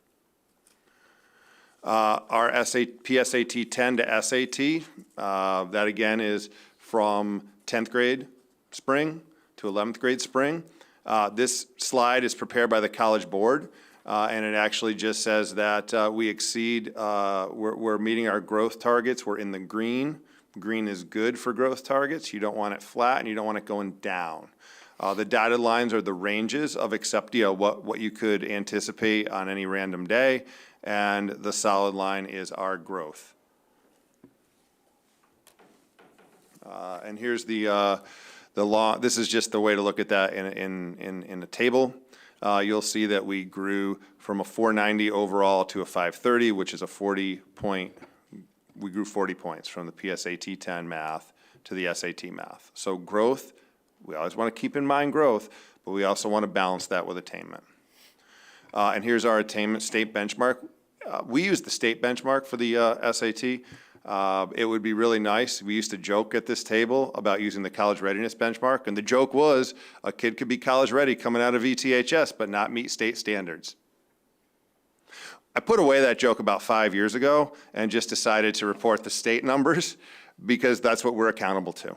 That's what we're accountable to in the community. That's what we're accountable as a school to the state of Illinois. So there you see our number of SAT scores, the percent meets exceeds. You've seen this number before. It's in the annual review we do. It's in the year in review. But I thought it was important. I developed and applied the equity index here, and we don't have to talk about it. But you will see that, you know, when we say that our black students grew the most, right? They also had the furthest to go. Their attainment relative to the general population is 0.28, which means we need about 100 more students to meet standards to be at the general level.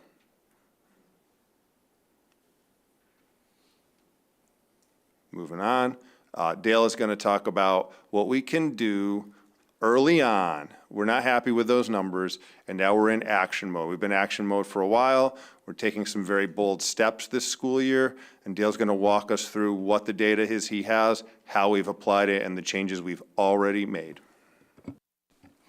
Thanks, Pete. So we wanted to look at our students' algebra skills as they come into to the high school. Most of our students do take algebra in 8th grade.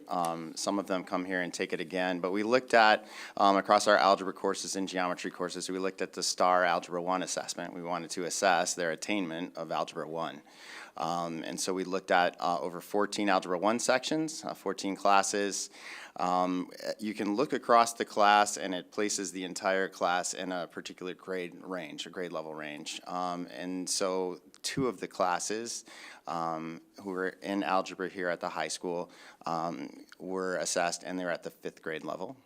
10 of them were at the 6th grade level, and 2 of them were at the 7th grade level. And so this is post-Algebra 1 for most of those students. They are here taking Algebra 1 again, and you can see they come in at the 5th, 6th, and 7th grade level. 7th grade is comparable to pre-algebra. Beginning of the year this year as well, we looked at our geometry support sections. We looked at 10 of them. In those 10 classes, 1 5th grade level, 2 6th grade level, 7 were at the 7th grade level. And so we would expect that students in Algebra 1 who had completed Algebra 1 to be at the 8th grade or algebra level or beyond, and we were seeing that that was not the case. And so that highlighted the kind of algebra and numeracy gaps we were seeing in the classroom, and we wanted to use that to take a look, extensive review of placement, which we do every year, but we dug a little deeper this year, and it highlighted the need for some increased intervention starting early on with our students in algebra. So what did we review as we looked at placement? We looked at standardized test scores. The MAP, STAR, and ALEX had actually really close alignment for our students. We looked at their course pathways as students traveled through the high school. What were their course taking patterns as it related to the standardized test scores? What were their grades? What were we seeing in the classroom as well as teacher input? And the trends have shown algebra and numeracy gaps in freshman classes, and those would start to build as they move through the pathway if we weren't doing something about it freshman year. And so we decided that based on that STAR data that was highlighted, how students were coming in and the rest of those factors, that we would update our incoming freshman math placement. In the past, we used the MAP score as well as grades, other indicators of academic progress, and we had conversations with teachers and principals as part of the incoming freshman placement process. But we decided based on what we had been seeing and what the pathways and the trends had showed us that we should move to the highest 8th grade math map only. That does align with our practice for English, history, and biology. So now English, history, biology, and math all use the MAP score for placement. There are some implications of that. No incoming freshmen will be placed into geometry support. Geometry support still exists. There'll be sophomores in there, juniors in there perhaps. Freshmen, should they decide, can elect to take geometry support. They're just not initially placed into that course. Those students will now be in Algebra 1. So some students will be placed into Algebra 1 and some will be placed into pre-algebra, which aligns more to where they have shown that they are mathematically and with their numeracy skills at that point in time at the beginning of freshman year. We've done a number of interventions, and we have a new one this year, but we use ALEKS and STAR throughout all of the classes that I've been mentioning. Our algebra classes, pre-algebra classes, geometry support classes are very small. Algebra, we've had 2 teachers in those small classes to really work on how can we work with individual students, work with groups of students, and we're going to take a look at that over the rest of the year here to see how we can do that better. Individualized instruction for some students, making sure our curriculum was aligned to standards. We've also worked with our foundation district, District 65 on that. How can we articulate with them and make sure that the algebra course that exists in our foundation district is the same as the algebra that exists here, and that's held to a really high standard to help prepare students for successful navigation of our math pathway. We looked at instructional practices. We looked at academic support specific to math. We've been partnering with the Emergent Multilingual and special ed support programs. Again, we've worked very closely to District 65, and in coming weeks we're going to have some observations of classes at District 65. They're going to come here as well. So the teachers and instructional coaches have been partnering to look at what does the actual classroom look like. And this year one of our teachers, we have a brand new duty for the teacher. We called it Math Department Support because Kiwana and I were especially creative that day. And so what this basically was we looked at 20 students who we looked at their ALEKS, STAR, MAP markers, their early work in class. We looked at 20 students and we said, how can we help support them? So this teacher's been working closely with those students based on attendance and scheduling and other things. It ended up being a really a focus group of 10 students. All of those students were able to pass algebra, but they needed some pretty intense intervention. And so we're looking at, what can we do to have that happen on a larger scale across classes? Can we do that within the 2 teachers we have, or do we need some additional kind of resources around or support around a framework such as that? And so we're based on the success of that, we're looking at how can we kind of potentially do more things like that as we move forward. So I'll take the next slide because it's not a number slide. This is basically why it's so important to have those foundational algebra skills and to develop those and to meet kids where they are. And it's really so they can access the full glory of our math pathway, which is more and more a less traditional math pathway. If you think back, math used to be algebra, geometry, 2 algebra, pre-calculus, calculus. That was it. So what we did is, we've detracked, so we have our Pathway to Honors courses. We have our early college and dual credit courses that you heard Dale and Ann talk about earlier. We also have innovative courses like data science. We're one of the first schools to really embrace data science. And thanks to Dale's leadership here, the Lee Junker Mathematics Department Administrator of the Year Award this year by the Illinois Math Science folks. You're welcome. And really, that's been the innovation that Dale has been able to do. Like, we really showcased his innovation with data science, pioneering the Pathway to Honors. You didn't pioneer AP Computer Science, but it's on the chart. But also these transdisciplinary science classes like our STEAM Design Thinking Innovation class. Again, these are places where students can learn math in different engaging ways. They can explore real-world, they have real-world experiences in that data science and that STEAM Design Thinking Innovation class. And, being able to back map some of those experiences earlier in the pathway, I think, is important, but also just taking a moment to realize that the math pathway that students can access at ETHS is unique, it's groundbreaking, it's cutting edge. We've partnered with the University of Chicago with our data science program, with Stanford, and we've also broadened it out statewide to get a course code. And that's not an easy thing to do, but I want to thank Dale to the left of me for his leadership. And I also wanted to do this slide so I can move the presentation along. All right, so questions? Thank you, all of you. That was a lot. Questions, board? Gretchen. A couple questions and comments. I tried to stay quiet during your first report, Dr. Bevis, because I had already sent you some of my questions, so thank you for addressing them in your presentation. With respect to this report, just real quickly, I have to say I love that video of Morgan, maybe was her name. That was darling. Really appreciated that. But I want to cut right to this equity index or equity, what do we call it? Index. Equity index, Yeah, yes. yeah.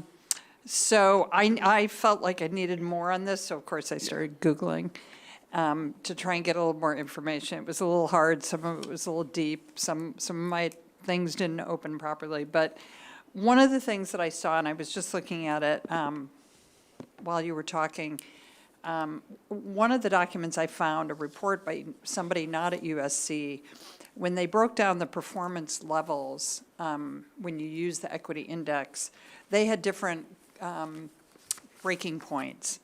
And we seem to be a little more generous in our breaking points. So in their calculation, high performance was, 1 or above. Medium high performance or almost at equity was 0.85 or greater.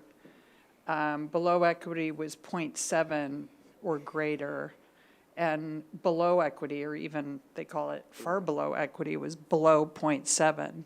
So I just wanted to get a little clarity about that. I mean, are we just kind of doing quartiles for our cuts, or are we, I mean, there ought to be maybe some basis for where you draw the line. We were drawing them at quartiles, Just kinda fundamentally. random. And then anything below 50 was the bottom quartile, so it's the bottom half. So we cut it at half. So we kind of, I mean, I'm not sure we're being as aggressive as we should be. We if could do be it more, that way. I hear, So, we could be more aggressive, I'm just for sure. tossing it out there.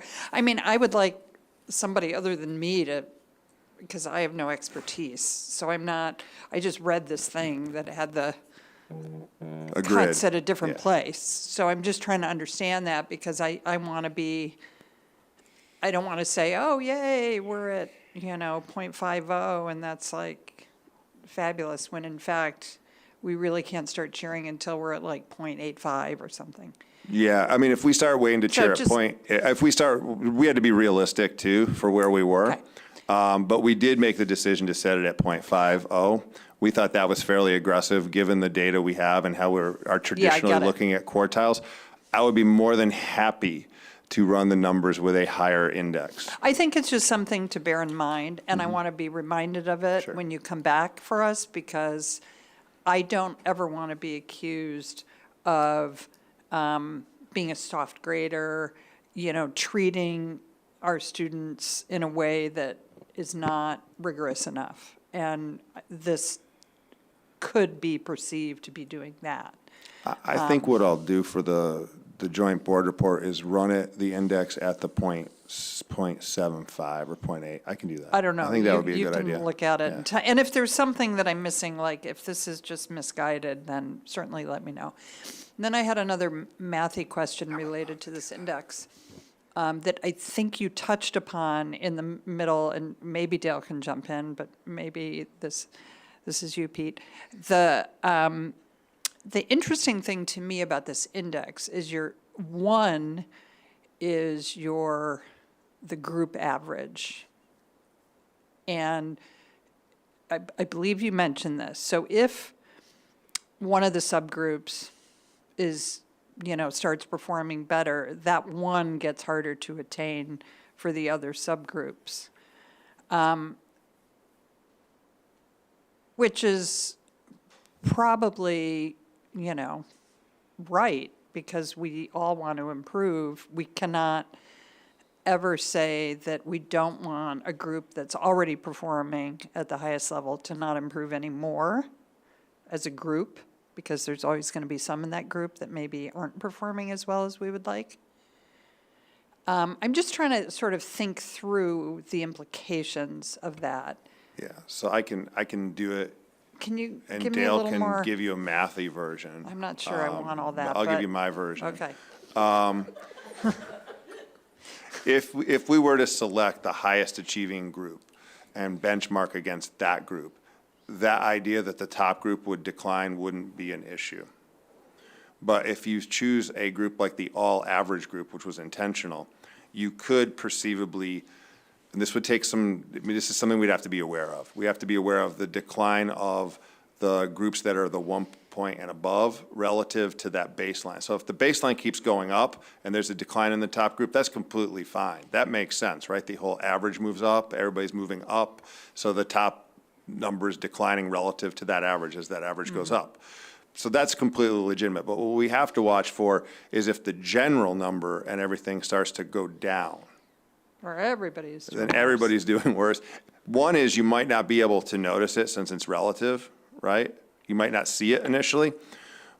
But I would never present the data as just an index, right? We wouldn't just get the index. You would get this in a company. Go back to the bar graph. Okay, Yeah. so. You would get this to your This is company. a segue to my Yeah. next, Yeah. my next point, which is, I look at this bar graph and then you move from this to talk more about the equity index. So go back to the bar graph, and I leaned over to Mira and I said, well, I don't need the equity index to tell me there's a problem. Like the bar graph tells the story. I mean, I may not have but like that tells the story. So reiterate to me again why the equity index is better? Go ahead, Dale. An added. Right, it's an help? added, it's in addition to, I think you always have to have the percentage there against the benchmark. Otherwise, we could have, if you want to increase the index, drop the 75% to 50, drop the average to 40, 35, 40, and all of a sudden everybody looks great. Right. That's why you need it in conjunction with. So on an actual data dashboard, what you typically see is the scores, and then you see the index next to it. Oh, data dashboard, we're going to develop that for our Yes, district? So this was a part of maybe a trial run. Preview. A preview to really talk about what we would want and what the board would desire with an equity, not an equity dashboard, but a data Any dashboard, right, data on any. dashboard, so. I would yes. not like the charts, and I would love any sort of graphs.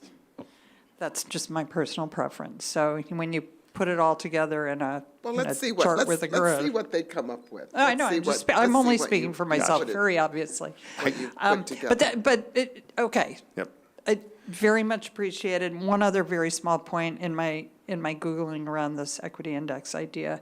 There is a danger of when you're dealing with very small groups that, one person can just lift you completely up or down. I'm not sure that that's an issue for us, but perhaps our special ed students, for example, there could be, So I would say like the reason, for example, we don't have Native American Indigenous up here is because that group is very small. And literally when you have a group, and we don't report groups under 20 typically. For that reason, because one or two students could significantly increase or decrease the percentage, so it's not a stable metric. But and you've it- still got to figure out how to keep track of that group. We keep That track of doesn't it, mean we can keep track, ignore here, them. let me just be honest, we keep track, we cannot publicly report. Sure. There's a distinction between what we do internally and what we do externally, so no. We know exactly how kids are performing, but we can't share that openly because when you get to a small number, you can identify kids. Right. And we would never want to identify individual students at this level. Understood. I was joking before, Dale. If you had something to add, feel free. That was the end of my questions. No, I think this is the debut of the equity index, if you will. Pete and I tossed around a bunch of different ways to look at it. One of them, what we tried not to do is to compare student groups to each other. So that's why we liked that kind of compared to the average. I mean, ultimately, here's the average keeps going up and you have everybody growing, and that will kind of make the groups above one to kind of approach, but ultimately everybody's at one and it's a really high score. I mean, that's kind of what we want to have. So it seemed like a good, the fact that the mean changes every year is interesting. So I think you always need to have both data sets so you can look at this, what chart graph, however you want to put it out there, in addition to the equity index. But I think we landed in a pretty good place that actually displayed similar things that we're seeing on the bar graph in front of us. So I think it's in a good place. We can take a closer look at kind of where we're making the cutoffs for how we describe it. But again, we brought it here with some sample data. It's an equity index that we could use in a variety of different settings, and I think it will show us another look at some of our data that we have. Yeah, and that's only if you want it. Only if you want. Only if you want it. Okay, Pat, and then Mira. Well, thank you all. As Gretchen said, it was really helpful to hear the stories and to hear all this great work that you're doing. So I really appreciate this report. So I'm really struggling with what the equity index, what story it's telling me, and how it's different, and so I don't mean to say so what, but what is the action that we take as a result here that we don't take as a result of the individual groups? I do understand there's an advantage to, or not an advantage, but an interesting perspective to compare to the whole, but I'm not seeing a different story, and I'm not seeing a different path of action. And, well, that's a question. Is there a different path of action as a result? I think there's a different path of action because you can actually take the equity index and drill right down into a teacher's grade book. You can run the equity index isolating race. You would do this in a workshop setting. Obviously, wouldn't make this public, but you would say, like, let's go through this. And this is what colleges and universities do with it, right? They say, let's go through this equity index exercise. Let's look at your courses. Let's look at your classes. Let's look at your grade distributions. You can do it for enrollments in courses. I think this would fit nicely with advanced placement. To answer, I think it was Mira's question from the last report was, how does this play? Who's in the classes? Who's benefiting? You could look at the equity index and index out all of the courses, and you could see where the patterns are that aren't necessarily transparent, right? I mean, you'd have to really dig in the data typically to find that out. You wouldn't want to look through a bunch of charts and graphs, but you could look through it's a 1, okay, that's good. It's a 0.8, that's great. You know, that's trending in the right direction. It's a 0.4, oh, that's no good. It's a 0.6, it's not any good. And then you could chart progress over time and make intentional decisions. It's a lot easier to track at that level and to report out up top. So I think it's easier to operationalize it as a metric, as opposed to like, hey, you know, we have a percentage problem here.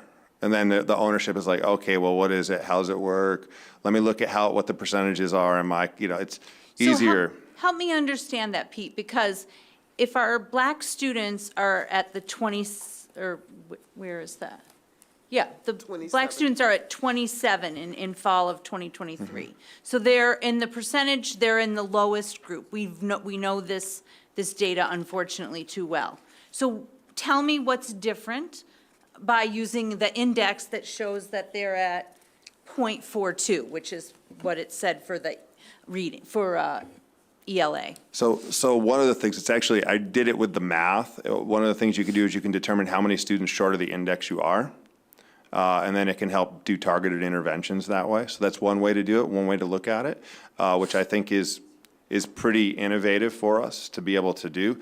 That data at this level doesn't necessarily do. So I think that's powerful. I think that's helpful.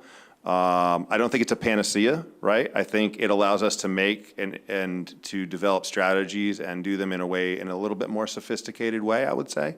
And then hopefully notice if these numbers move at this level. It also allows us to say, what was the equity index on the incoming MAP test versus the equity index on the STAR that we give at the beginning of 9th grade, and see if those equity index numbers are the same, and how close in alignment they are, and be able to analyze across districts. So that's another tool potentially for collaboration. You could do an equity index for enrollment at Oakton, ETHS enrollment at Oakton. Does that match what does that look like? So there's ways to use it that wouldn't necessarily be present in straight percentages, I think. Yeah, I think I can't hear you say equity index one more time, Pete, but the equity index, I think it is a little universal, right? We can use it for discipline data. You can use it for AP, dual credit. You can use it for SAT, MAP. I mean, we don't know, I think, is an answer. So we don't know where we could potentially use it, but it is a marker. You take the mean, you take that level, and you compare it to that across groups. So you can do that on any data set. And so we should be able to get a different look at it. So I think we don't actually know yet exactly where it could be most useful, because we're just debuting it tonight, if you will. But I think it has a lot of potential in the kind of universality, if you will, of where we might be able to use that. And it could be, the equity index could be in every data report. you could use it for any of the data that Pete's flashing through right now. Yeah. And so, again, I know this is new and you're just really starting to preview this, but Pete, you said that you could do almost individual intervention. Again, if I know a student has a very low reading level and maybe is a candidate to be referred to the Lit Lab, I know that. I can send them to the Lit Lab. I'm sorry, I don't mean to be dense, but I'm really trying to understand this. It allows us to align to a number everything we do. So it allows us to say, like, if we want to get to a number 1, if we want to go from a 0.24 to a 1, what do we need to do?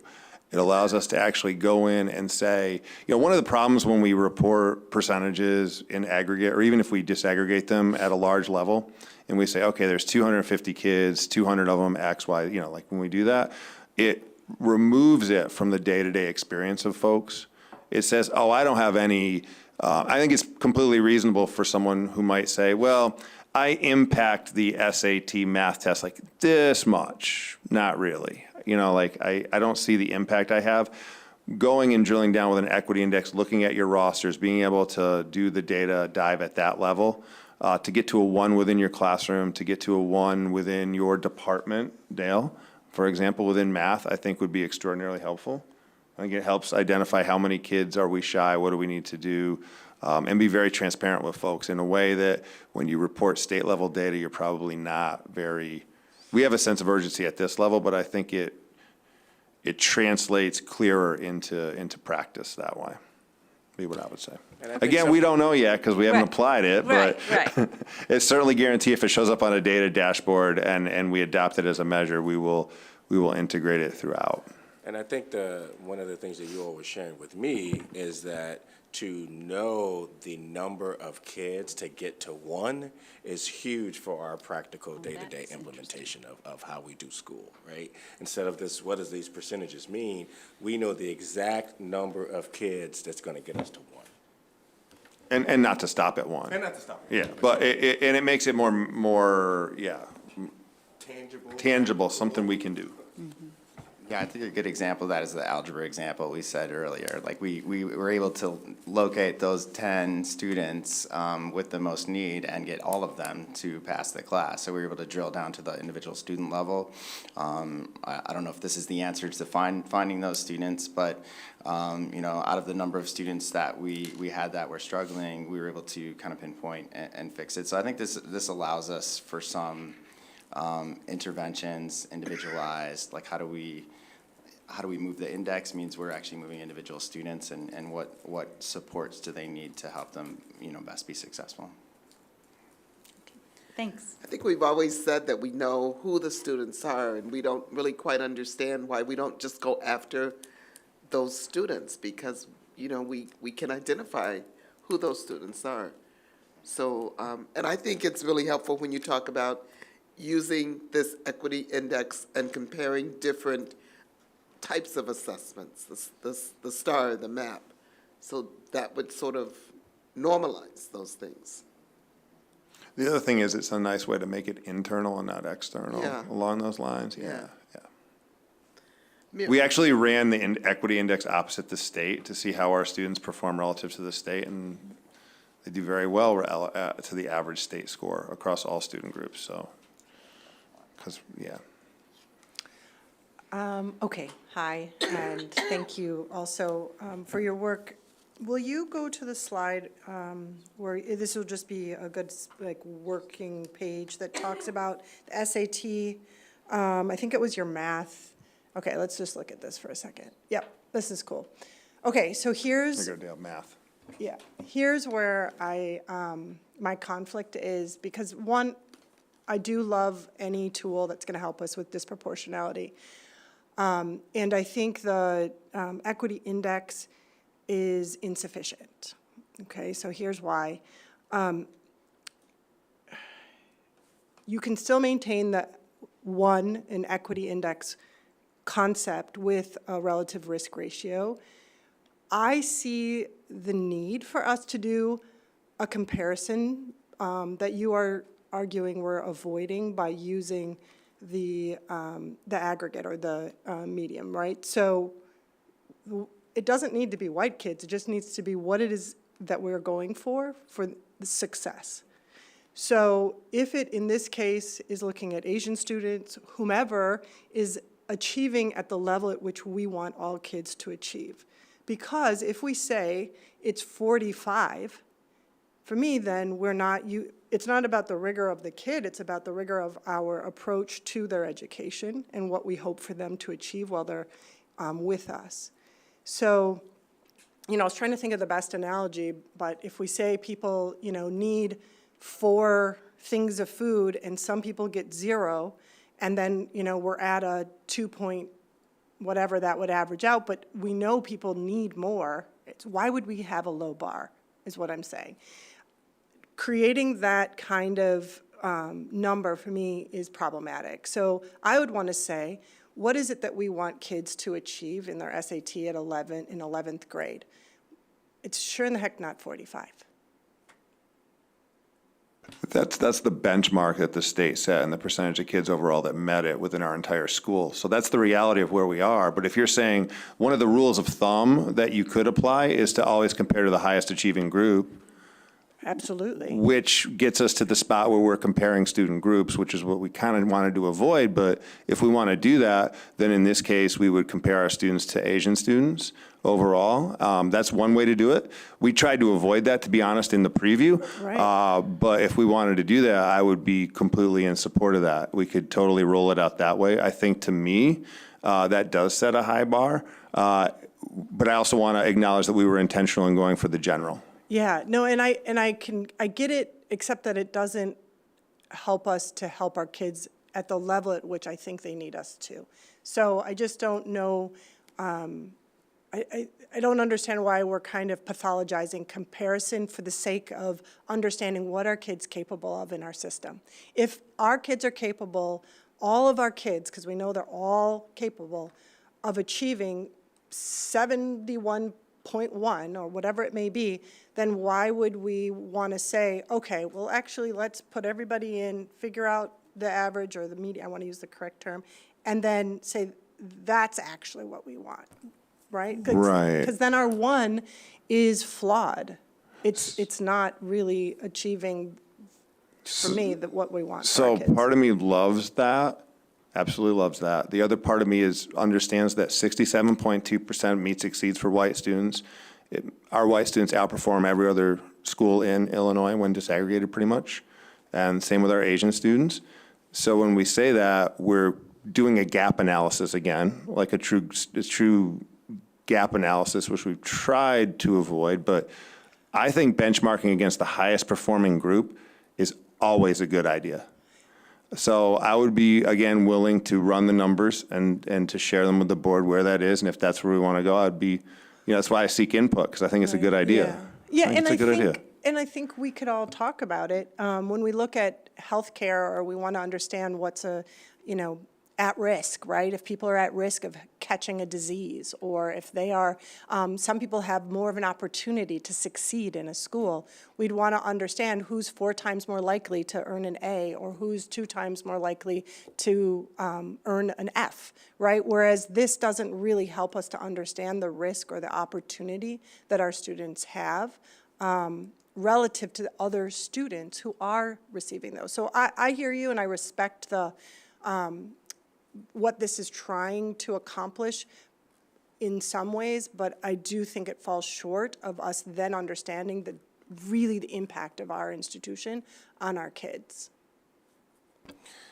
I have a question for Pete, just for clarity for the board. So then how do we set targets, right? So then what is our, what are we trying to do? So using this example, our target would always be the highest performing student group. So I was if it going to were say, outside of an index, how do we set a target? That was over, I mean, the traditional target to set is, the baseline is always to exceed state standards, to state average and everything, and we always do that. I mean, we do that with every student group, so we don't even look at that. So we look internally, right? So we say, what is a reasonable way to do it? We went with the average because we wanted to avoid the group comparison, but I do think in terms of this benchmark, we actually picked the higher benchmark because we could have picked the college readiness benchmark, which would have been lower, and we could be sitting here saying, wow, our kids are doing fantastic up against that. So I think we picked a high benchmark, but the thing we need to pick under it is the percentage meets exceeds of that benchmark. And that's where I'm hearing Mira say, like, always go with the highest performing group. And really, if we were talking about, like, I mean, this is about achievement, and let's face it, you know, 3/4 of past achievement is the greatest influencer of current achievement.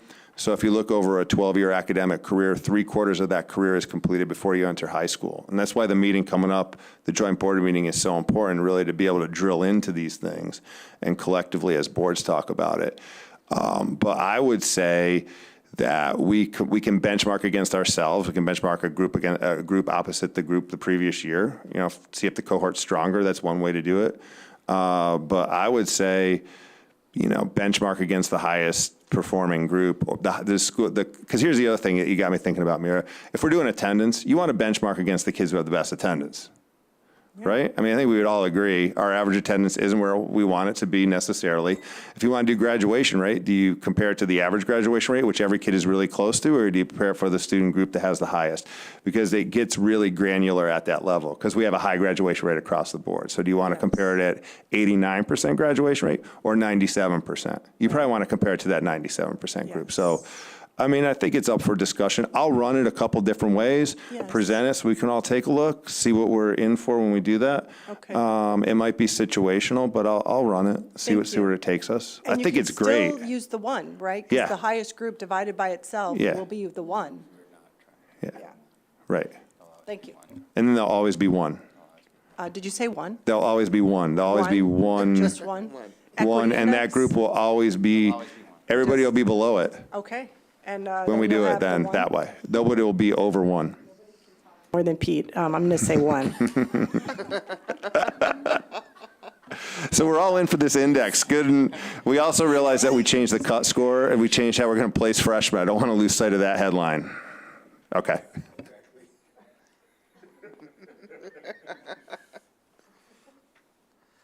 Okay, other questions? Okay, thank you very much. We really appreciate this. This is interesting. I'm interested to see where this is going to go. Me too.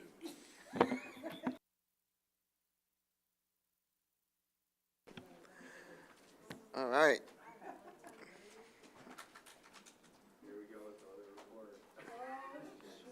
Okay, Oh, I promise all right, I'm gonna, stay there, Pete, I'm yes. staying right here. All of a First sudden, reading, his seat falls under the ground, you know. first reading, press policy issue No, I'm good. 113. Go, Pete. So, committee met, a while ago. We had the board meeting that we had to cancel due to inclement weather. The committee met, the recommendations are in the packet. We have 2 additional policies. You heard about the sustainability policy earlier, very excited about that one. That came through a committee that you heard about that, I don't know if John Crawford's still here, but he was an integral part of that, organizing that, working with our students, our community members, our staff. And so that was great. And another one is, you know, basically looking at acceptable use policy for technology and, you know, and digital communication. We had that in there too. Questions about any of those? I would just say, thanks to Milo's still here. Thank you Oh. for being at our policy committee meeting and answering a couple of my questions while we were there on sustainability, and for your comments tonight.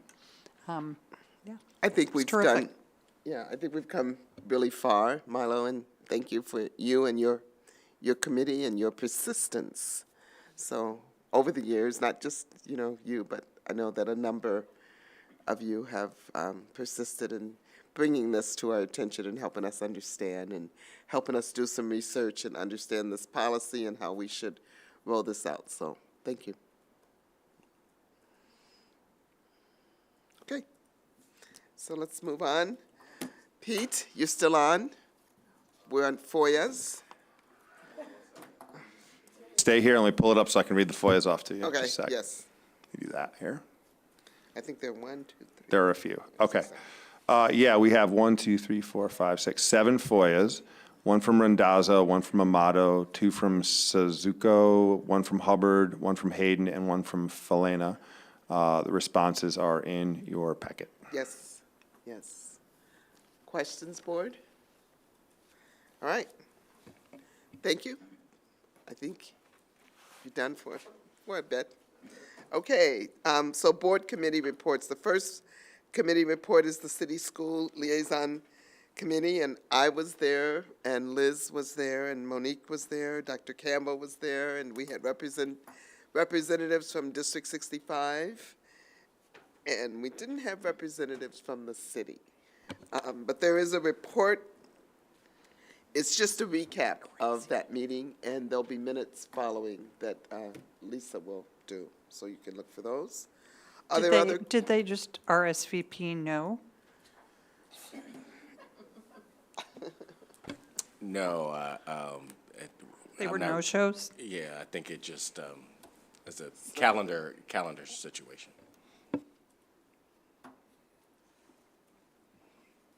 We were surprised. We expected them.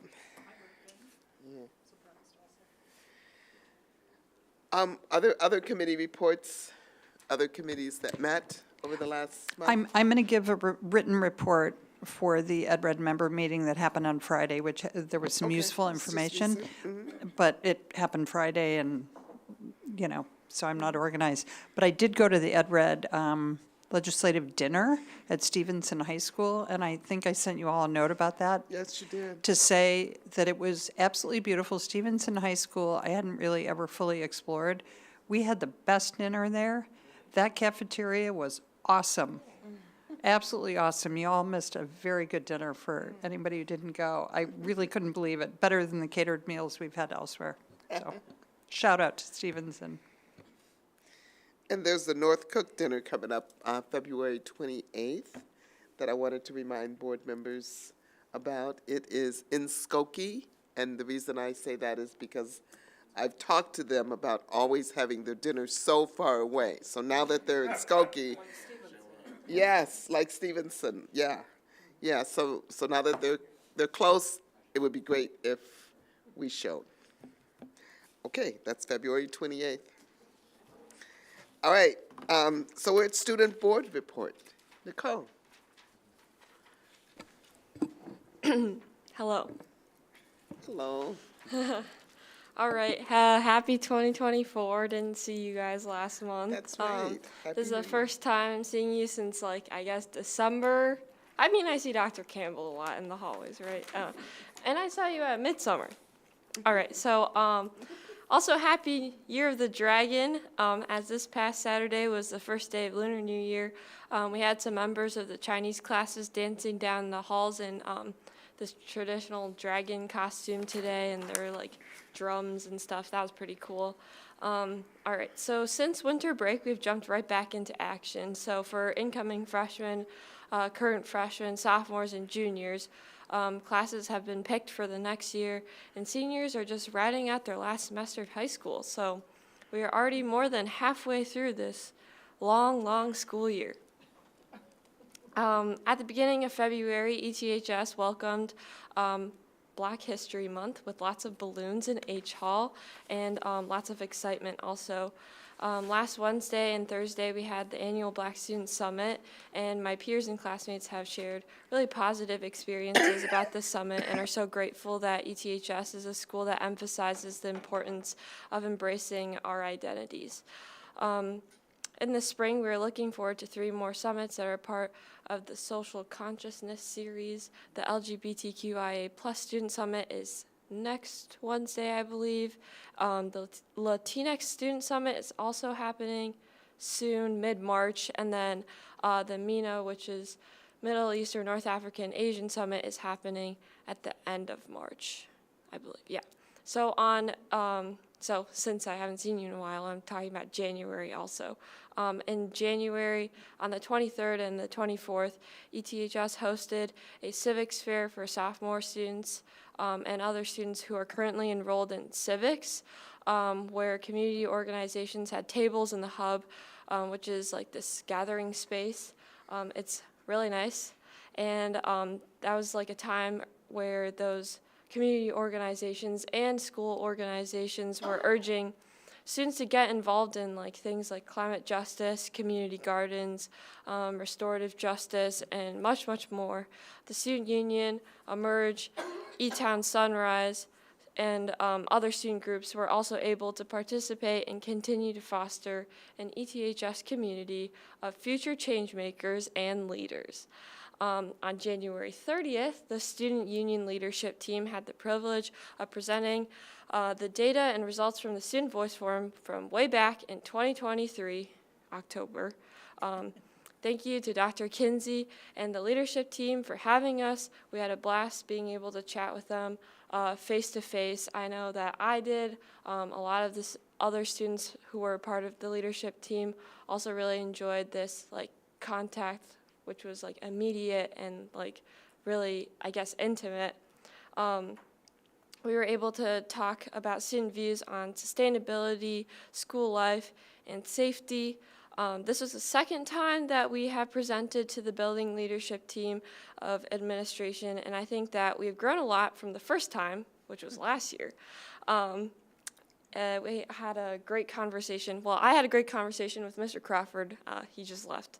And Mr. Brown and Miss Long, I believe, about bathrooms and lunchrooms, polar opposites, but it was a great chat nonetheless.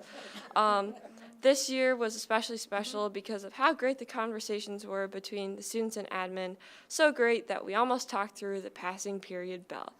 The Student Union is currently researching and writing proposals concerning LGBTQIA+ concerns, menstrual products in all bathrooms, and having some sort of culture/diversity night as an addition to the social consciousness series. So that is the end of my long student board report. Thank you.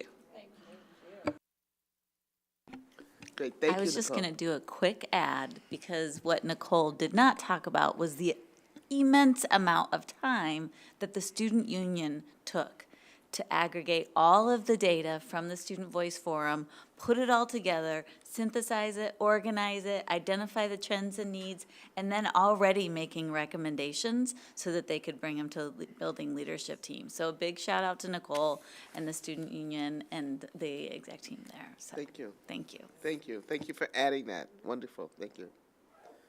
Right. Super. Dr. Campbell.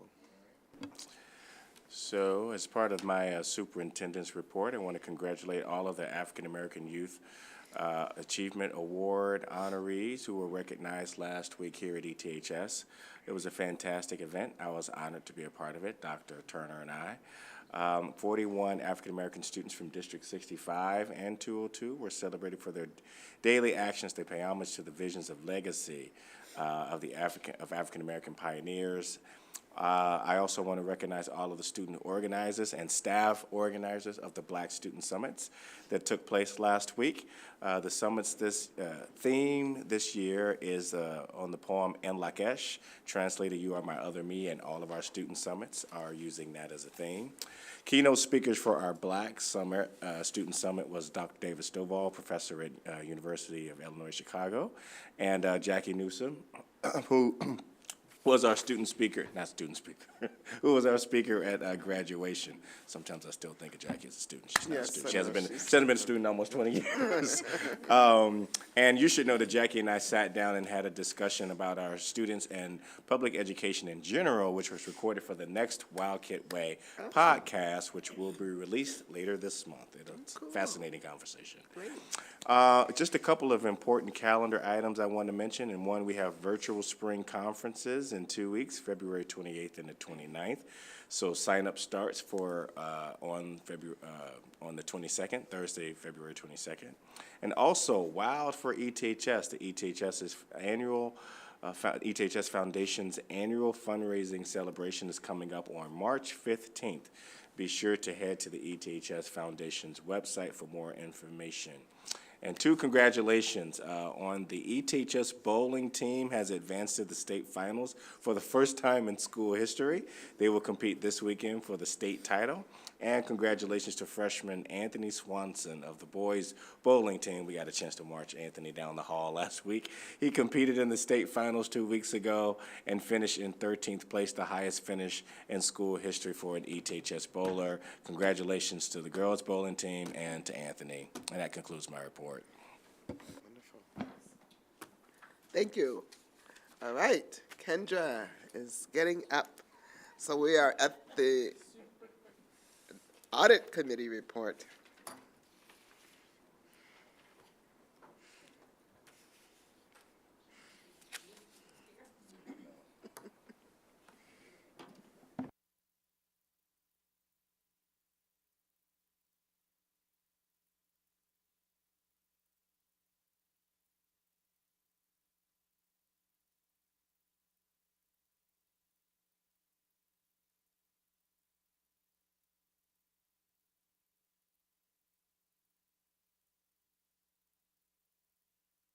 Alrighty, hello again, everyone. Back at it in more of my normal time slot. That's correct. Couldn't let the night go by without, getting that one in. So I'm not sure that the full board has had an opportunity to meet Rudolph Mayo before, but he's the Director of Business Services. He was present for our audit committee meeting, so I know a few of you have gotten to see him, but for all of you who haven't, Rudolph Mayo. Welcome, everyone. All right, so we're going to go through just an overview of our annual comprehensive financial report, which is basically the result of the audit that we did for fiscal year 2023. All right, so the importance of the audit committee is providing oversight and ensuring transparency in financial reporting. We met this past month, January 10th, and we had a clean audit. It was very strong. We had strong financials. So I want to shout out and thank our business office team for all their help with us in the audit. And then we also want to thank our external auditors for all of their thorough review with us. So just a couple things that came out of the audit as far as recommendations for the future. So noted as deficiencies, but not significant deficiencies in any way, more of like constructive feedback on what we can do to improve in the future. So there was a cash account reconciliation, basically making sure that we're always staying on top of the entries that we make and doing those in a timely manner. And then also the technology and data security risk assessment and management. This is more of a boilerplate item that they've been putting on each of their clients for years now, because we've just seen such an uptick in the cybersecurity threats, phishing scams, all of those different things that are happening, ransoms and whatnot. So they just give a number of recommendations that we would want to implement and make sure that we're being mindful of to avoid that happening here. And then just another point of note, to note is that there was a new statement that was issued by GASB that affected the FY 2023 audit. It affected really the work that went into it, because we had to be mindful of the subscription-based information technology arrangements. So different software agreements that we have from year to year were considered. Fortunately, there was no impact on the financial position of the district, but it just causes more work in the audit. And so just want to make you aware that, that was also something that was considered since it's new. All right, a few highlights. Total revenue this year, or in 2023, was $134.9 million, and total expenses were $127.5 million. All right, it's important to analyze both. This helps us understand the financial health and operational efficiency within the district. So this slide summarizes some key highlights, emphasizing the positive financial trends. Our financial situation has improved, and we have more money to support our school and programs. This slide here focuses on debt services fund, focuses on capital and long-term needs. We've issued some debt every year, 2 years or so. So We typically see an increase in long-term debt in the years with issuance, but there was no issuance in 2023. So despite challenges, we're managing our debts and investing in projects to make our school better. And Kendra will go ahead and talk about some of the projects on the next slide here coming up. Okay, so our capital fund balance decreased by $332,000. And so for fiscal year 2023, as Rudy mentioned, we didn't issue debt, which typically we issue debt to the working cash fund, but then that gets transferred to our capital projects fund so that we are able to support the capital needs of the district. So there wasn't not the huge influx of cash that happens every other year, which is why we saw a decrease in this year. And so that's completely expected. And then just going over some of the things that we're putting those funds towards, not only what we issue in debt, but also what we receive from the foundation as well. So projects completed in FY 2023 would be the nurse's office, girls' locker room, northeast wing window replacements. Now it might sound like, well, didn't that happen so long ago?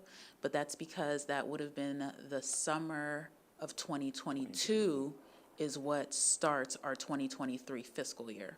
So if we completed that August of 2022, it was completed in fiscal year 2023. So sorry for all the confusion, and here we are in 2024 talking about it. So just in case, those sounded like some older projects, that's why. And then now the projects that got completed this summer would be like Wi-Fi upgrades, auditorium HVAC replacement of 4 roofs in our south and west wings. And so, and when I say this summer, I'm actually talking about summer of 2023.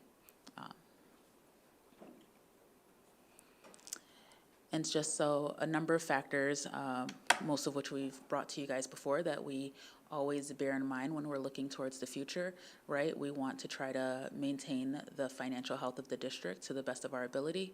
And so that means that we have to make sure that we are intentional in how we plan for the future. And so we keep these things in mind to make sure that if there was a shift, we would be able to ride that wave. And so these are some of the things that we keep in mind: the state of the economy, particularly at the state level, and the impact on revenue. So one example of this would be that the economy does not have, the rate of inflation has slowed down some, and then that has had an impact on, for example, CPPRT. And so we know that our corporate personal property replacement tax was reduced in 2024, but we did see it with really big numbers in 2022 and 2023 year over year. So in 2024, that was reduced. We were still able to present a balanced budget, but it's by keeping these things in mind even before they happen. Also, the cost of the TRS pension system and whether any of those costs may be passed on to the district one day. Employment contracts that we have in place. Currently, they have mandatory financial obligations, so, what will that mean if we were to see inflation go down significantly and we have contracts planned out for, the next 3 years?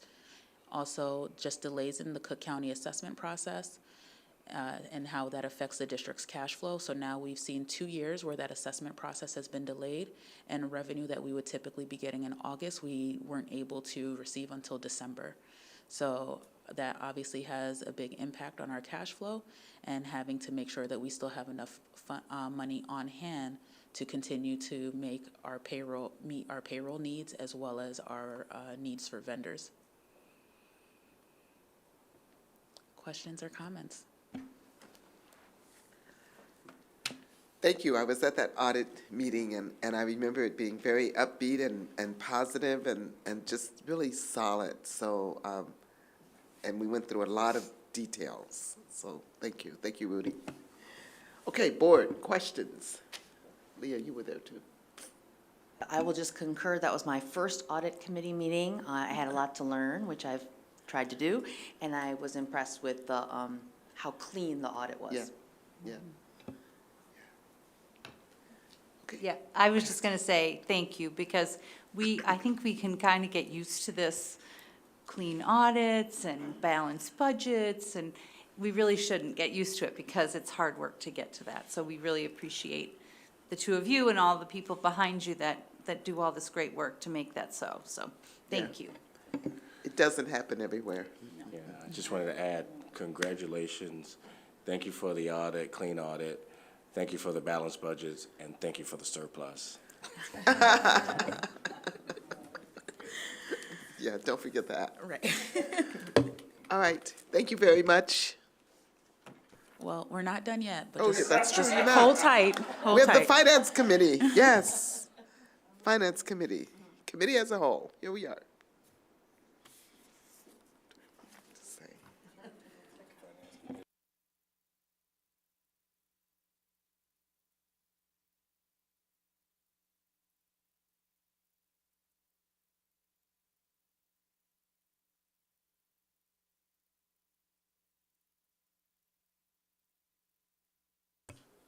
So this happened in good order because I feel like we spent all this time this evening talking about 2023, and now we get to get kind of caught up to speed in a way because we're going to talk about the mid-year budget review for 2024.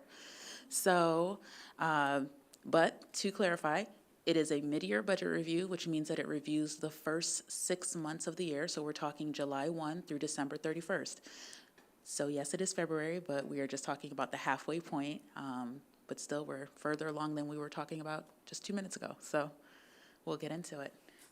We'll go over the mid-year analysis and then also just talk about some of the budget concerns, which we already highlighted in our previous presentation as well. All right, so let's get started. First slide here is the Ed Fund.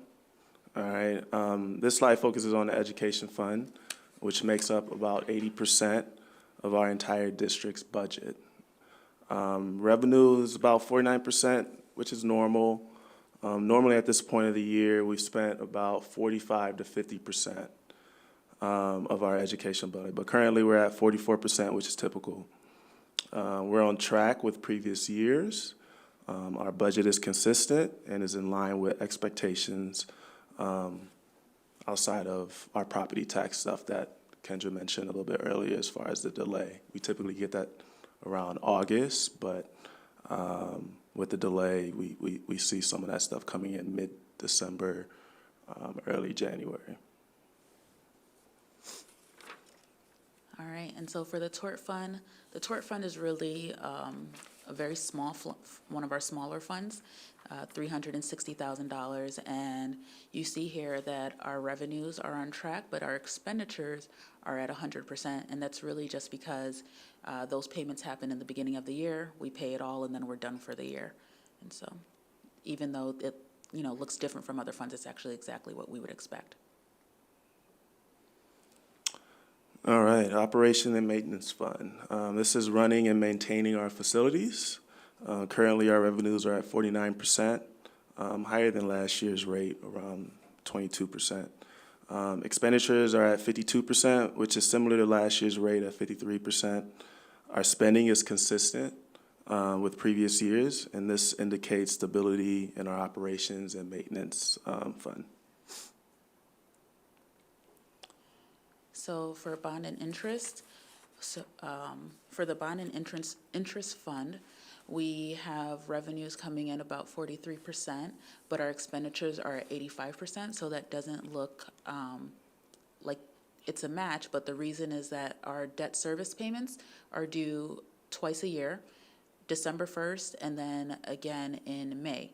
And so with that, all of the principal is paid in December 1st. So really the only thing that's left is for us to be making interest payments in the spring. And so that's why this is this way. So it's completely normal, although it may look a little different from the other funds. All right, Transportation Fund. This covers costs related to transportating our students. Expenditures are about 40% of the budget. Last year, we're about 51% at this time last year. So we're spending less on transportation compared to the last year at this time of the year. And one thing that I will add, the Transportation Fund is one of those funds where you'll see a lag in payments because you're not getting the bill for, let's say, November until some point, maybe a week or two into December. We have winter break, so so there's just some fluctuation there, why we may see this a little bit lower than we did before. IMRF and Social Security Fund. This focuses on contribution for employees, retirement, and Social Security benefits. Revenues have been consistent with the previous years, around 52%. Expenditures for mid-year is about 38.4% of the budget. This spending level is slightly higher than expected, but indicating that we're managing these funds efficiently. Revenues have been steady. Spending has been slightly lower than usual.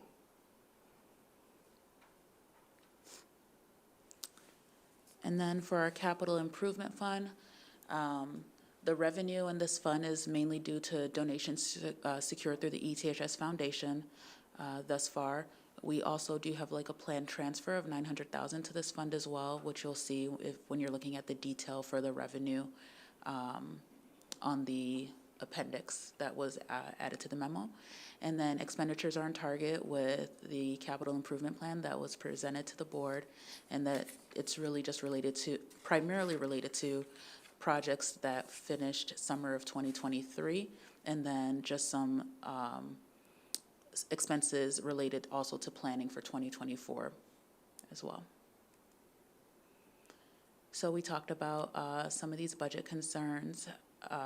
One that I will add is just really, you know, I hate to talk about it because it's just, you know, the pandemic, but we know that there are going to be lasting effects, right, to that. There's ripple effects when it comes to the economy, when it comes to even our students, their mental health, their well-being, how they navigate school, and then how we have to support them through that. And so keeping all of that in mind, we definitely think that it's something that we have to keep an eye on when, you know, planning for the future as well. Questions or comments? All right, board. Questions, comments? One more thing to thank you for. Yes, one more thing to thank you for, right. And you always make that transition so good, so clear. So thank you both. Absolutely. Yes. Thank And you. Thank you to your team.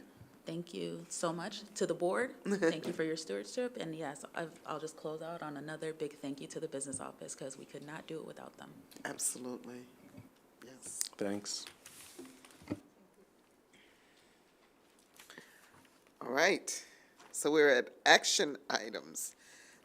The first item is approval of the Black History Month resolution, and Gretchen's going to read that for us. All right. National Black History Month, February 2024. Whereas millions of people were taken from their homes in Africa in chains and were held in slavery, and whereas from 1619 to 1865 slavery was legal in the United States of America, and whereas 12 generations of blacks survived and lived in the United States as enslaved people with an incalculable human cost that continues to impact our society and culture. Whereas, on the eve of the American Civil War, approximately 4 million enslaved African Americans lived in the southern region of the United States of America, and these enslaved people were the descendants of 12 to 13 million African forebearers ripped from their homes and forcibly transported to the Americas in a massive slave trade dating from the 1400s. Whereas this forced migration is one of the greatest human tragedies in the history of the world. Whereas the celebration of Black History Month began in February 1926 with the vision of Dr. Carter G. Woodson, a noted historian committed to encouraging all people to learn about the contributions of outstanding African Americans. Whereas the students and staff at Evanston Township High School must continue to learn about and be mindful of African Americans on a national and local level who've worked to serve the public good. Whereas, I would say international too. Whereas the ETHS community should welcome and learn from all people of color to support the destruction of beliefs and practices that racially segregate and hinder students from believing that the American dream is for everyone. Whereas the ETHS community should also continually dedicate itself to the principle of equal justice for all people, remain eternally vigilant against acts of racism and bigotry, and continue to be a leader in empowering all students through education. Therefore, we, the District 202 School Board, proclaim that in celebration of past, present, and future exceptional African-American leaders, do hereby proclaim the month of February 2024 as Black History Month at Evanston Township High School. Thank you. Thank you, Gretchen. Can I have a motion for approval, please? So moved. Second. Second? Roll call, please. Yes. Yes. Yes? Yes. Yes? Yes. Okay, and Liz is going to read the approval for Women's History Month resolution, sorry. Women's History Month, March 2024. The National Women's History Month's theme for 2024 celebrates women who advocate for equity, diversity, and inclusion. The theme recognizes women throughout the country who understand that, for a positive future, we need to eliminate bias and discrimination entirely from our lives and institutions. During 2024, we recognize the example of women who are committed to embracing everyone and excluding no one in our common quest for freedom and opportunity. They know that people change with the help of families, teachers, and friends, and that young people in particular need to learn the value of hearing from different voices with different points of view as they grow up.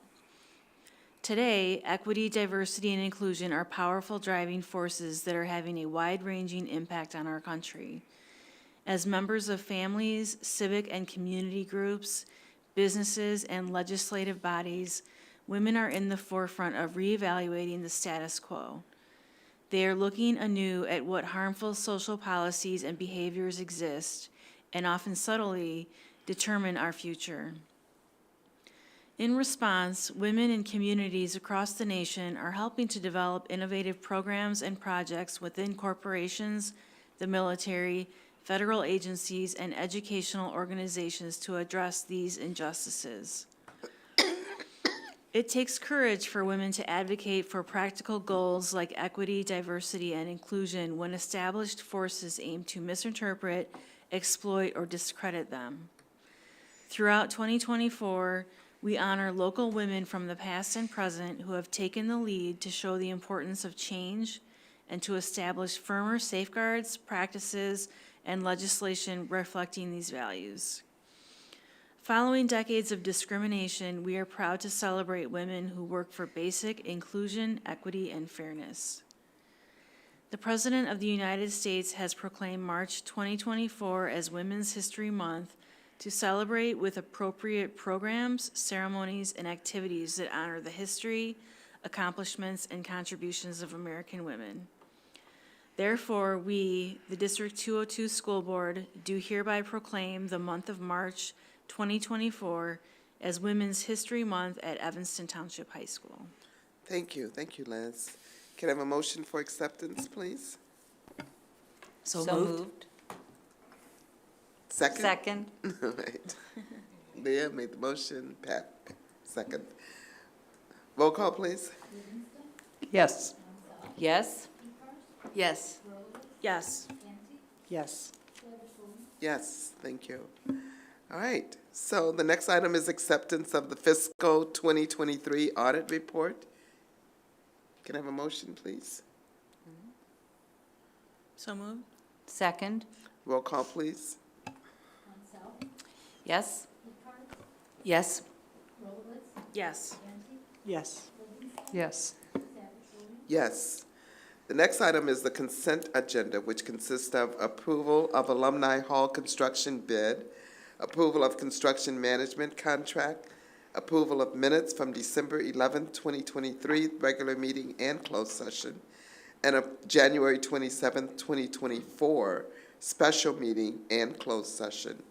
Approval of bills, treasurer's report from October 23 and November 2023, and personnel report. So moved. Second. Roll call, please. Yes. Yes? Yes. Yes. Yes? Yes. Okay, is there any old or new business? Anybody want to add anything, polling of the board? I just want to add that I know a couple people talked about the Black Student Summit, so I was able to be here. It was amazing. And the ETHS Jazz Fest, it was also really very, very good. It was wonderful, so. And I saw A Midsummer's Night's Dream, I think the same evening. Really funny, accessible, great way to do Shakespeare. Oh, great, great. Don't forget to get out there and watch our track stars. Those track meets are pretty amazing, too. Yeah, great. Okay, good to hear the board's doing stuff. Can I have a motion for adjournment, please? Motion for adjournment? I move we adjourn. All in favor? Aye. All right, this meeting is adjourned, and it's 10:27.